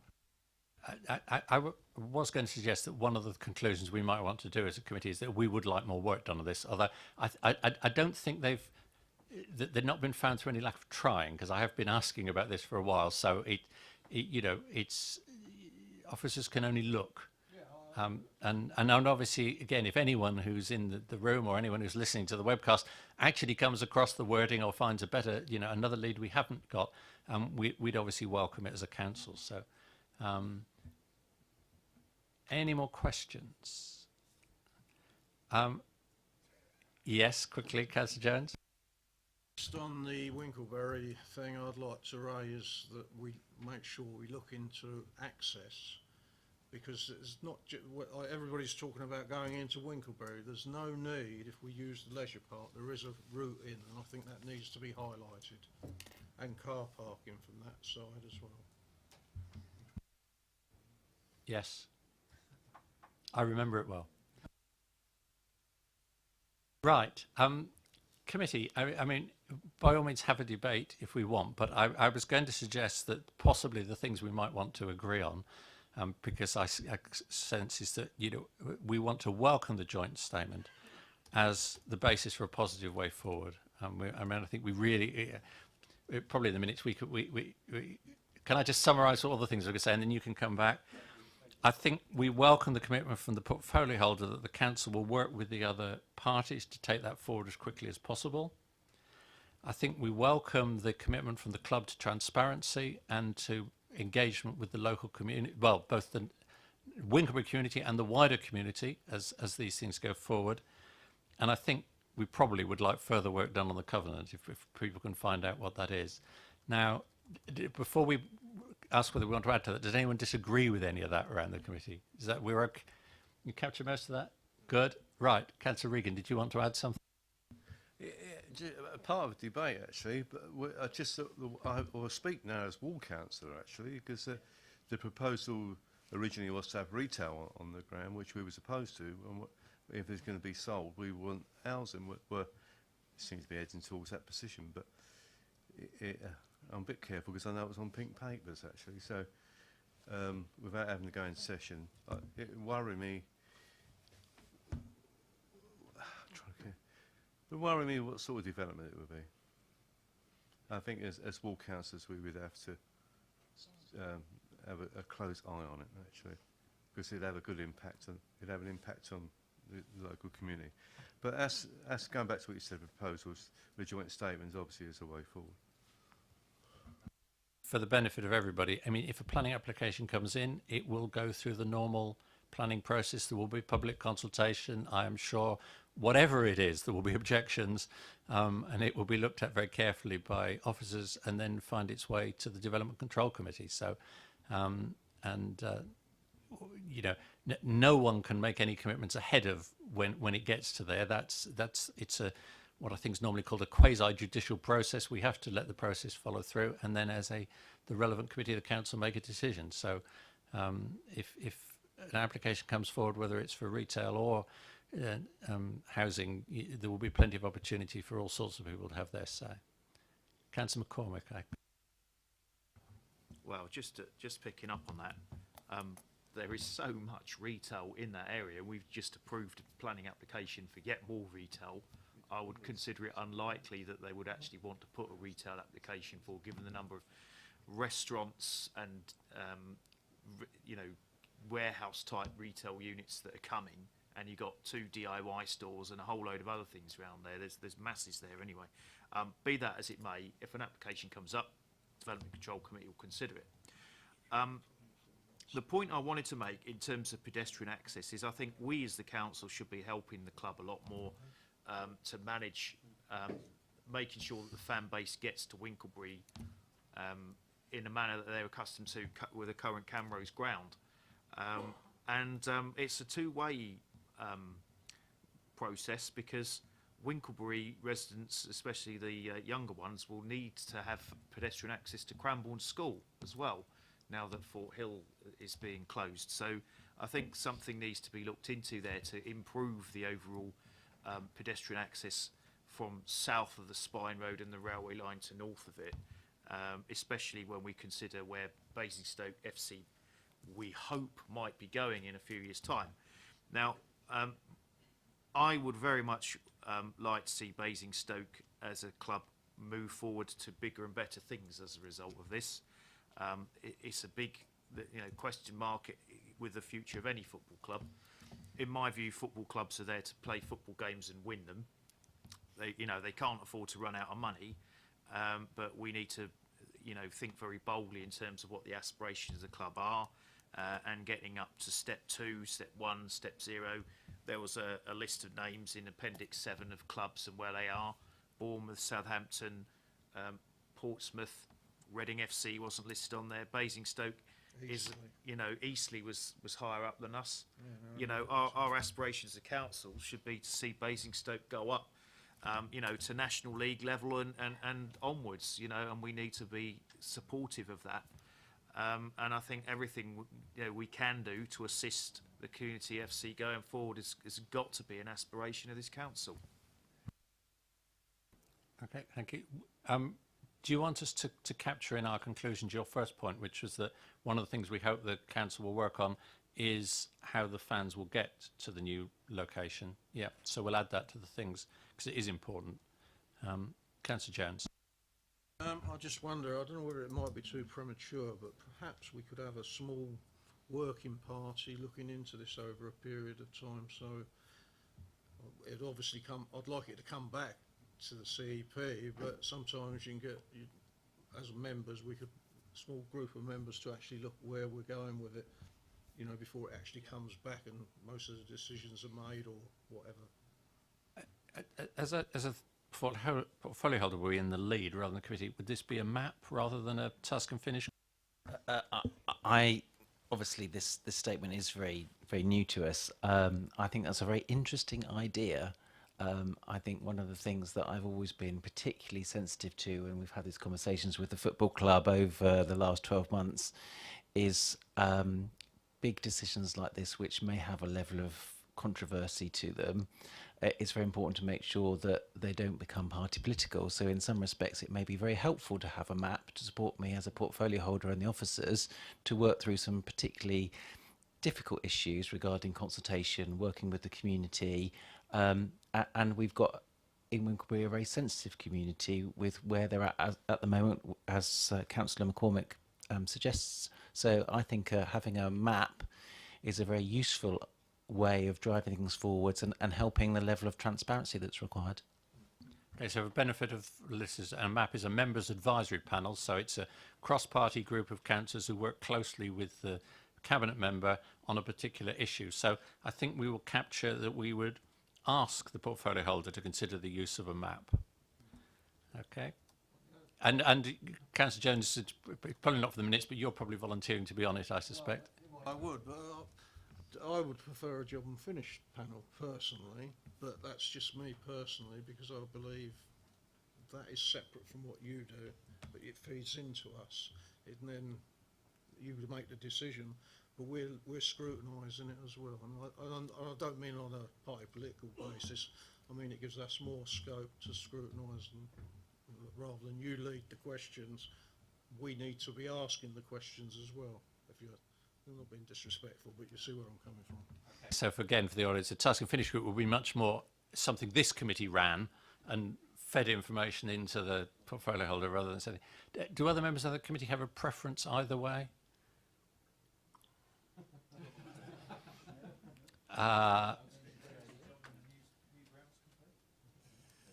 mean, we can certainly bring it back to committee if we want to look at it sometime. Anyway, so we'll leave it as a recommendation to consider the use of a map, I think. Anybody else want to say anything on the committee? Want to say anything else before we close this item? Just say thank you very much to everyone who's participated. For those who've listened carefully as well as those who've spoken, it's been a good evening. I hope most of you will agree that we're a lot further forward than we were 24 hours ago. And I wish all of you who will be doing the hard work to make this a reality every success with it. So thank you very much for your participation. Oh, hang on. Councillor Bound wants the last all I word. wanted to add as well, because I think there's something which, this is a new era for the football club, and I think it's a bold step, but the right one to go to a community-owned club. So I think it's also appropriate that we add some support as councillors on this committee and the administration to encourage fans, residents, including councillors, to join the new community club, going out there and getting support from sponsors, from other organisations for funding, will be more successful the higher number of people we have who support the community club. And I think that's something very important that we put out there to say we encourage people to do. Okay, thank you. Shall we add that to our conclusions? We welcome the Board of Elders' commitment to encouraging membership of the community club. Yes. Okay. The man will type away. Okay. Thank you very much. And we will. Okay. Right. Thank you. While people are leaving, we'll have a 5-minute or so break before we move on to the next item.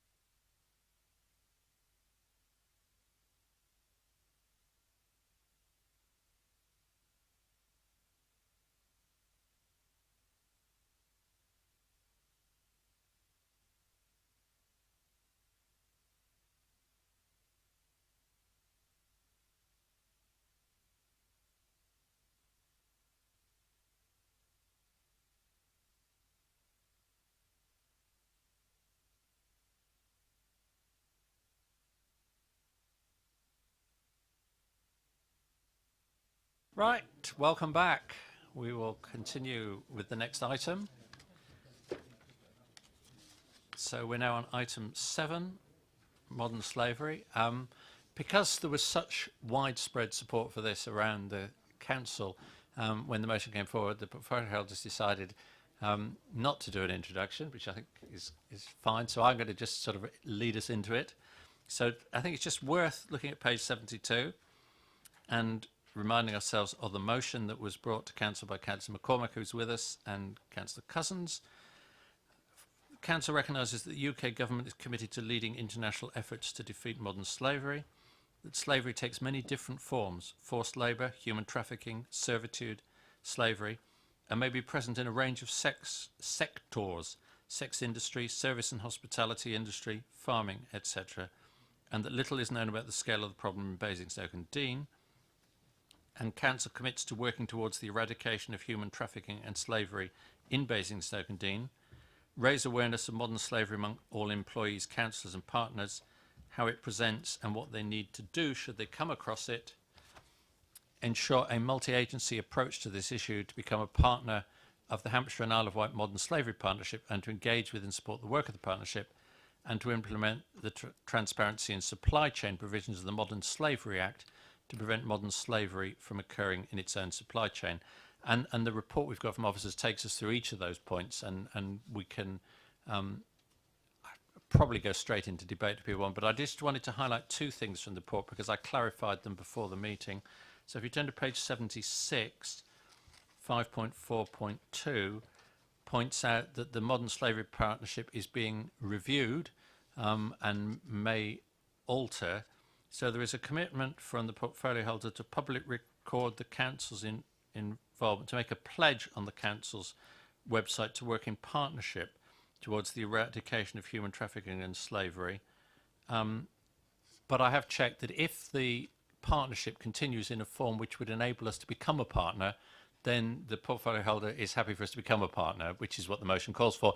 But at the moment, that's not possible because it's too up in the air. So, but we could make the statement at the moment and become a partner in due course if that becomes appropriate. And in 5.6.2, just to be absolutely clear, this is a commitment to voluntarily publish an annual statement of transparency. It's just the detail of who does it and how that's being worked on.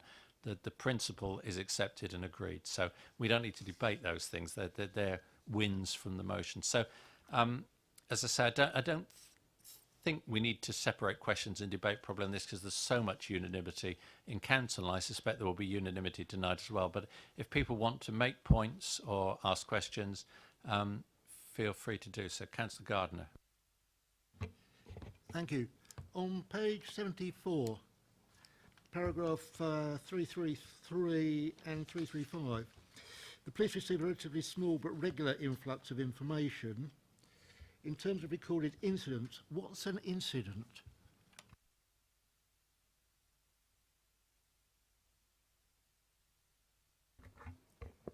Thank you.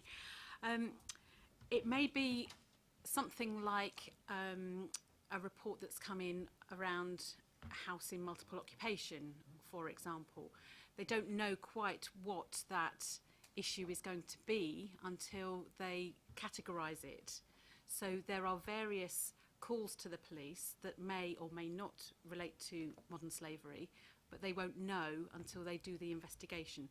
So there's all sorts of different leads that may come to a different conclusion as to how it's categorised. But in terms of somebody's suspicion, then they will report it through and the police then have to determine what course of action to take. But what is an incident if there are, is it 5 recorded? After an investigation, when does it become an incident? A prosecution or confirmed suspicions? I would need to check that with the officer that I took advice from and come back to you on that, if I may. It'd be helpful to come, circulate to all of us, please. Sorry, Councillor McCormick. Yeah, question and a comment really. Comment first, my understanding of an incident as the police describe it doesn't necessarily result in a prosecution. It's where the police have attended something. So they're called out to what somebody suspects is, you know, a case of modern slavery. They would record that as an incident.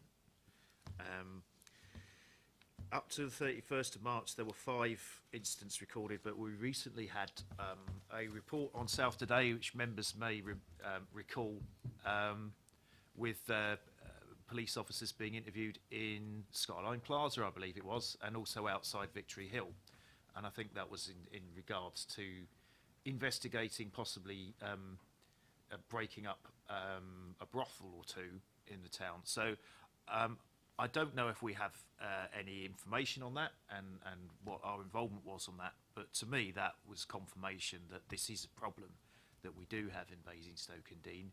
It was a problem that Hampshire Police were aware of it, and they'd had other cases in Southampton and Portsmouth that they were concurrently investigating, and I think that kind of reinforces what we've stated tonight. This is a problem that is happening under our noses. It's quite often happening in things like apartments gated away. You press the bell and you ask for a certain person and you get let in. If you're a member of the public, you wouldn't necessarily know it was going on. So I would welcome any information on that. And also, you know, is my understanding correct on police incidents? Right. And is there anything we can add tonight, or is it just, will we just take that away and provide? We'll provide what information we can. Yeah. Councillor Taylor. Thank you. Could I just ask who takes responsibility for some of these outcomes? I mean, obviously, the incidents we've had in Basingstoke are probably quite minor, but supposing you find on some rural estate in Basingstoke Borough, barn full of illegal workers who are being exploited from overseas, is it our responsibility as a council then, once they've been rescued, to take them in, house them and do everything, or is there a government agency who does that? Sorry. It's a great question. That's It is a great question, and I don't want to give you an incorrect answer, so again, may I come back to you on that one? Thank you. Thank you. The best question is always difficult to answer. Anyone else with questions? So, I mean, obviously we'll capture the things we want further information on. I presume we want to welcome the information that's provided. I hope we all recognise that although 5 is a small number, for the 5 people concerned, if they were, the incidents were actually examples of modern slavery, that is a serious issue. So it's something that we do regard as serious. I think perhaps we don't need to put this in conclusions, but the thing that perhaps that hasn't come out what we said so far is that the lead on this is for the North Hampshire Safety Partnership rather than us in isolation. So whatever we're doing with the partnership that's looking at modern slavery, we're also in partnership with Rushmore and Hart in terms of community safety. So yeah, that's right. I'm getting nodded at. So that's important to recognise that. So Councillor Day. I just wanted to say, Chair, that there is a meeting that takes place on a regular basis with Hampshire Police and various other organisations. It's called, because they classify this as the M3 corridor, where there's lots of stuff going up and down the motorway. A lot of that can be trafficking, can be sex workers and all sorts of things. And certainly in my role in the NHS, we are sort of trained to look out for those type of incidents and report them and try and find out with the person that we have in front of us if that's what's going on, or if they need support. And sometimes that happens in the clinic environment, that we find that they need further support because they've been brought from somewhere and they quite clearly are being modern slavery is certainly happening. So it does. So there is, as you say, this we're looking at to be part and parcel. This is happening in Hampshire, and I want just to assure the panel that we do know what's going on, but it does rely on when professionals meet people or when members of the public have concerns that they report that to the police and let the police take a look at that, and then it's reported properly from there. So we welcome the report, we welcome the information, and we welcome the commitment to action on the part of the council, and Councillor Taylor's going to come back. It's just with another suggestion, as we're a committee looking at this, that if we can come up with some ideas about how we can tighten up ourselves and improve our own performance on this. And I notice on page 75 at 531, it says the safeguarding training for staff and councillors. It's a little bit take it or leave it. And I mean, I haven't been on it, although I have been on a previous one. And I just wonder if there's something we can do to promote that more, to ensure that actually, I don't know if all staff go on it, but certainly for this committee, all councillors go on it as well, so that we're really pushed and you know, the importance of it. We feel we've got to go on it. I don't know, as you say, I don't know how much we can actually make people do these things, but they certainly have to go on licensing training or DC training, or they can't be on the committee. The other thing is, I wonder if we could just endorse something that's going on in licensing. The licensing officers are looking at revising the policy on taxi licensing at the moment. And, you know, obviously taxi drivers are close to the public. They've got their ear close to the ground. They have vulnerable people in their cabs, lots of chatting going on, and they can be quite useful. Their training is quite stringent in this borough, but I know that we've been sort of tossing around the idea that maybe they can be used for safeguarding, and wonder if, as a committee, I could suggest that we say that we support the inclusion of safeguarding training for Hackney Carriage and private hire licence applicants, to add it into their requirements. Just, you know, that we support that, because I do think they would be quite useful, and they need to be trained in it. And also, of course, it's an extra safeguarding, because as we know, in some instances up north, there's been very serious slavery, which has involved taxi drivers. I'm not suggesting that would ever happen in Basingstoke, but it will be all to the good if they're trained, and they can be very helpful to us. Okay, so I assume we take it, factually that can be done, and therefore we're happy to endorse that, you know, that we can actually include it in the, it's within the council's gift to include it in the training. Come back to your earlier question, do all officers have to attend the training, and can we do more to encourage councillors to have the... Yes, the modern slavery element is within the safeguarding package. All officers have to do e-learning, and all officers are encouraged to do the classroom sessions. All councillors are encouraged to do safeguard training as well. Right, It's so not officers have to do it, but as e-training, not necessarily as classroom training. Yeah. Not necessarily as classroom training, no. Cormac first. I'm just wondering whether his was as well, because he was responding when Councillor Taylor was talking. Briefly to support Councillor Taylor's comments, and I think if there was any way that we could ensure that councillors did undergo the safeguarding training, because I think in terms of what we do in the community, it's going to be invaluable to us, you know, and if that means we have to do a bit of e-learning, then so be it. And Councillor Garden? It was the same point. There is an e-learning module. I think council should be encouraged to complete it.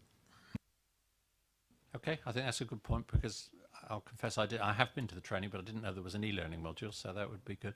Because I know Councillor Brown and I have talked in other contexts about different things that we would like councillors to attend, and you go to some of these things and there's 3 or 4 councillors there and you think this is not, you know, meeting its objective, because how do we get more councillors involved in these? So it certainly encourages the e-learning, and I think sometimes the answer we've said is we need to package some of these things together rather than just have a one subject session, you know, perhaps including some wider event that more councillors would come to. So if we can bear that in mind for opportunities. And if I may add, Chair, I think that's one of the really interesting things about safeguarding, because safeguarding covers so many different parts. So if there is one session that councillors absolutely should attend, as Councillor McCormick says, we're in communities and we never know what we're going to see. And I have absolutely had conversations with councillors where you then have to sit them down and going, you do know what you've got to do with that piece of information, don't you? And actually where they go to do that. Perhaps we just need a snappier title. Okay, is that it for that? Good. Thank you, everybody. Thank you, officers. And sorry, I didn't thank you for all the work on the football report either, but that was very much appreciated, officers. Thank you. Right, item 8, local level decision making, and I think Councillor Band is going to introduce this one for us. Thank you. Just very briefly, if I may, clearly the paper sets out what's been happening in the pilots, what some of those results have been, and people's experiences of it, and really, you know, the officers and I've had long debates about how important local level decision making is, but I think there is something that turns around and says we have to do it with a purpose. And fundamentally, my summary of this report is, you know, it's very well asking for people's opinions, but actually you have got to be able to have the delivery mechanism, the resources to do something about that. Otherwise, you're just creating a long wish list, which potentially raises expectations, perhaps disengages members in our communities. And engaging them is really, really important. And fundamentally, there's a lot of learning to be had from the pilots. I think there's something that potentially we did it for the sake of local level decision making in the past, and I think we can implement quite a lot of this learning when we start looking at what's coming down the line. So with that in mind, I'm thinking about things like SIL money, etc., and say, do you know what? Let's think about when the resources that are there, how we do the decision making when the resources are there to deliver things that are sustainable in our communities and engage with our communities. So fundamentally, that's what I believe the thrust is of this paper. The community development team have put a lot of resources into it, and I think everybody involved then sometimes scratches their heads to say, so what? So sort of that's really just my introduction to it. And so, committee members, the views of the committee are sought on is set out on page 82. So that's the what we're being tasked with. We will take questions first if there are any questions on this one.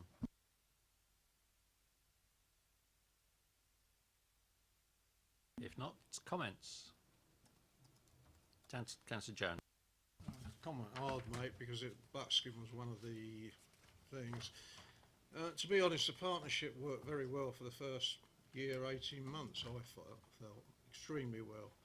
But the problem was, and it may be just Buckskin and Southam at the time, we had people originally sitting around the table who could actually do things, CCG, people like that, and they've gradually faded away. And then we end up with, not disrespecting them, the community sitting around the table, and then basically it ended up with really, me as a councillor at the time was chairing it, other councillors from Southam were there, county council was there, and we ended up really talking to ourselves, and the residents were sitting there scratching their heads because we knew what we were talking about because we'd been to meetings before. They had no idea. We did try and get the council in particular to bring things into the meeting. Many down worked quite well, to be fair. But in general, when you talk about parishes, you know, they've got a clerk, they've got someone paid. Now, unless we go down that line, it won't work. And from my perspective as Buckskin councillor, as I'll always come in, you know, we've got all the indices, we talk the talk, but we don't do anything. I'm afraid that is where it's come to at the moment. But, you know, we're not getting anywhere forward, and it's not the fault of the officers.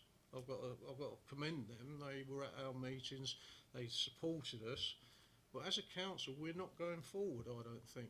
Now, how we go forward, I don't know, but like when we had the small grants, to be honest, some of them, well, the grants were good because we did find use for them, but we knew how much money was going in the pot. And then the community was saying to themselves, how do we get hold of that? Let's think of something to do to get that money. Now, all right, it was good what they did do, but it should be, we should have a project first and then the money, if you see where I'm coming from. And small stuff, we shouldn't be going through the mill with these people. The only thing I would say as a councillor, in general, Hampshire County councillors, they all have X amount of money to spend in their wards, and perhaps we're the people in touch with the residents. Perhaps that's where we should be looking. Now, whether it works or not, I don't know. But when you want a new notice board, do we need a meeting of 6, 8 people to discuss the new notice board? No, we don't. And they're the sort of things we've got to get away with this bureaucracy situation. Ties our officers down, and it ties, to be honest, sometimes it ties us councillors down, because you go into one meeting and we've got CEP the same night as another one, but I've got 4 other councillors who are saying, well, I'm free that night, and it doesn't work in those respects. But the idea is good, but how you push it forward. But the other good thing, we had a meeting for the local plan, or whatever they call the thing, which we call 4B, and that has worked extremely well. And funny enough, they're taking some of the stuff that perhaps should have gone through the partnership. Now, whether that goes forward, I don't know. I'm looking at Sue. She's been involved in this all the time. That would be my view. I don't know whether that was yours at the end of the day, but we will see.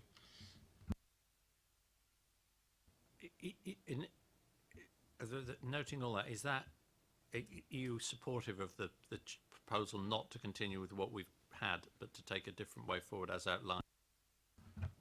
Yeah, I think we've tried it. It doesn't work in general unless we can get people who can, and I don't mean Basingstoke and Dean, I mean CCG, doctors and other people in the, who need to do stuff, who are in that community, to actually commit themselves. Now that's easier said than done. I've done quite a bit of work this last 2 years trying to get something with Buckskin, and we're still talking. And to be honest, we've been talking for years, and every time I go to see the CCG, they say, oh, yeah, all your indices are right, we need to do something. 2 years down the line from the last time I done it, nothing's moved. And so you work that one out yourself, Chairman. No, well, I think there is an issue about the indices of deprivation and things that isn't limited to the pilot areas, where as this committee, as Community Environment and Partnerships, we need to consider what we put on our work programme, and Scrutiny have got things on theirs. But it's I think that some of these things we need to take forward here by bringing people in rather than in the individual community. That's fine, but then you get people like me. I'll be fighting my corner for Buckskin, they'll be fighting. It's not getting to the crux of the problem. We're talking the big picture, where I'm talking the small picture of Buckskin as a ward member. And if you've got all the indices saying your deprivation, God, why should I be talking, if we're coming as a committee, well, let's go and talk about Buckskin, what can we do? Let's get the CCG. Yeah, I'll go along with that one. But to be honest, could we do that on the committee this size? You see where I'm coming from? We need to start getting these organisations to pull in.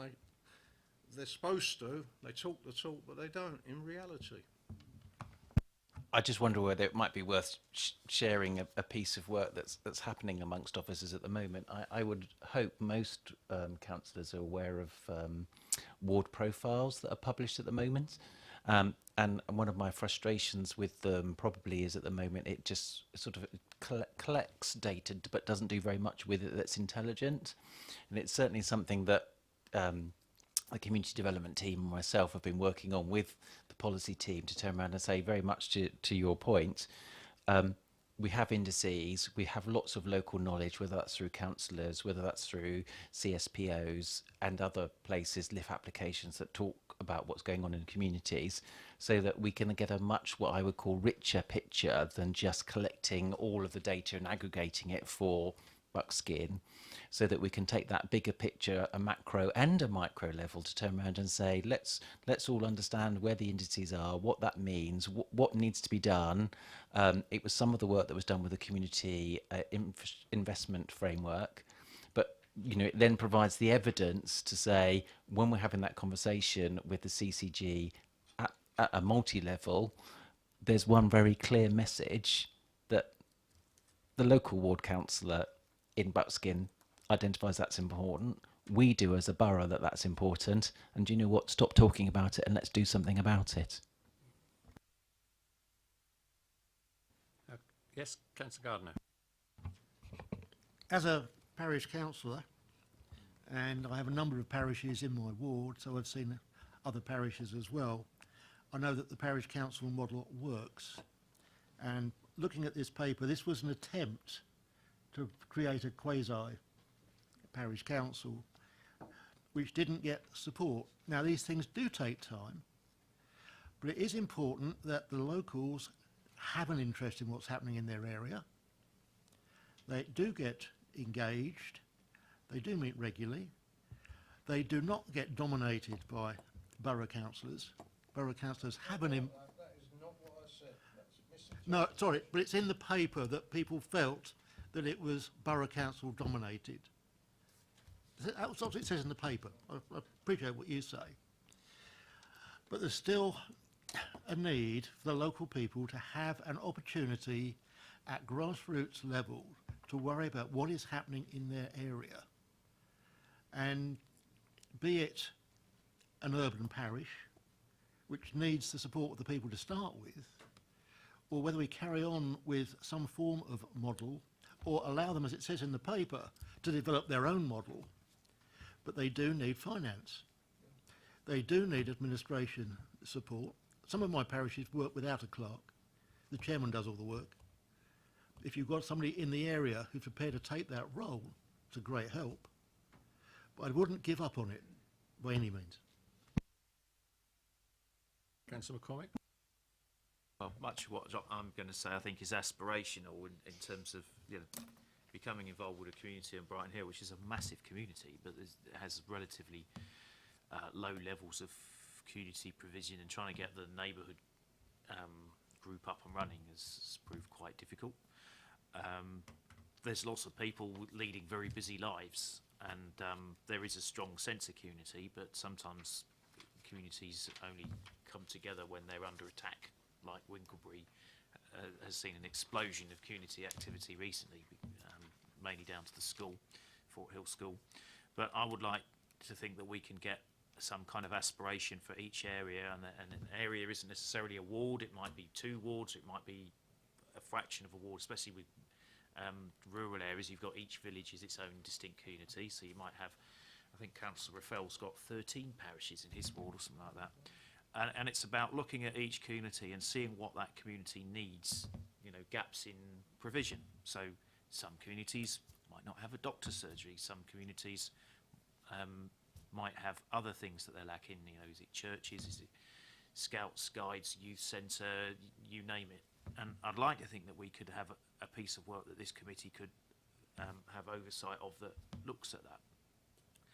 And looking at how distinct communities, and Buckskin is a distinct community, Southam is a distinct community, there are a number of different villages that are distinct communities, what we can do to help these communities take their own decisions. And aligned with that will have to be pots of money that are going to be spent by responsible people in those communities, and there are a lot of things that I can think of that could be done a lot better at local level. Things like individual play areas or park benches or things like that. And I offer this in appreciating that we need to have a level playing field across the borough, and that there are some places that are lacking some things and some places that are lacking other things. Okay. Coming back to the specific questions, if people had their general comments. So on page 82, our views are sort on the options. So to find the options, you need to turn forward to 95.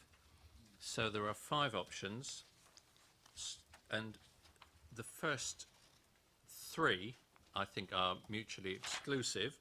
Stop the pilot model, endorse the pilot model, continue the pilot model with reduced officer support, and the recommendation is to stop the pilot model.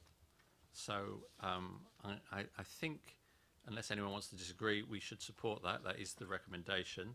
And then D and E, as it points out, are options that can be continued along with stopping the pilot model. And we are invited to endorse D and E because they, if you turn back to page 82, they are the 2nd and 3rd bullets on page 82. So effectively, we're asked to endorse stopping the pilot model, which is, again, the 2nd bullet, but give transitional support to facilitate exploring future arrangements in the pilot areas, monitor how they choose to evolve, and then another recommendation to explore strengthening the role of community associations. I think that was E, I got my bullets slightly tangled there, but anyway, the 4 bullets on page 82 is summarising the recommendations on the options A to E. And then there's a recommendation that officers work with the policy team and the planning policy and infrastructure team on any framework that may develop on the allocation of the neighbourhood fund from the community infrastructure levy. So we know somewhere down the line, hopefully we will have a community infrastructure levy which will have a neighbourhood fund, and there will need to be some mechanism for deciding how that is spent. And I think this is inviting us, if we have any comments at this stage, to forward them to Environment, Planning and Housing Committee. So I don't, yes, Councillor Gardner? Right, picking up on your comment. In D and E, there are 2 words which need to be in bold. Enable and encourage. We need to be proactive, not reactive. We need to be doing something in the community to get them to engage.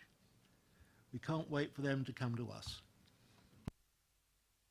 And I take it that's what's involved as far as officers are concerned. Yeah, okay, fine. We can capture the importance of that.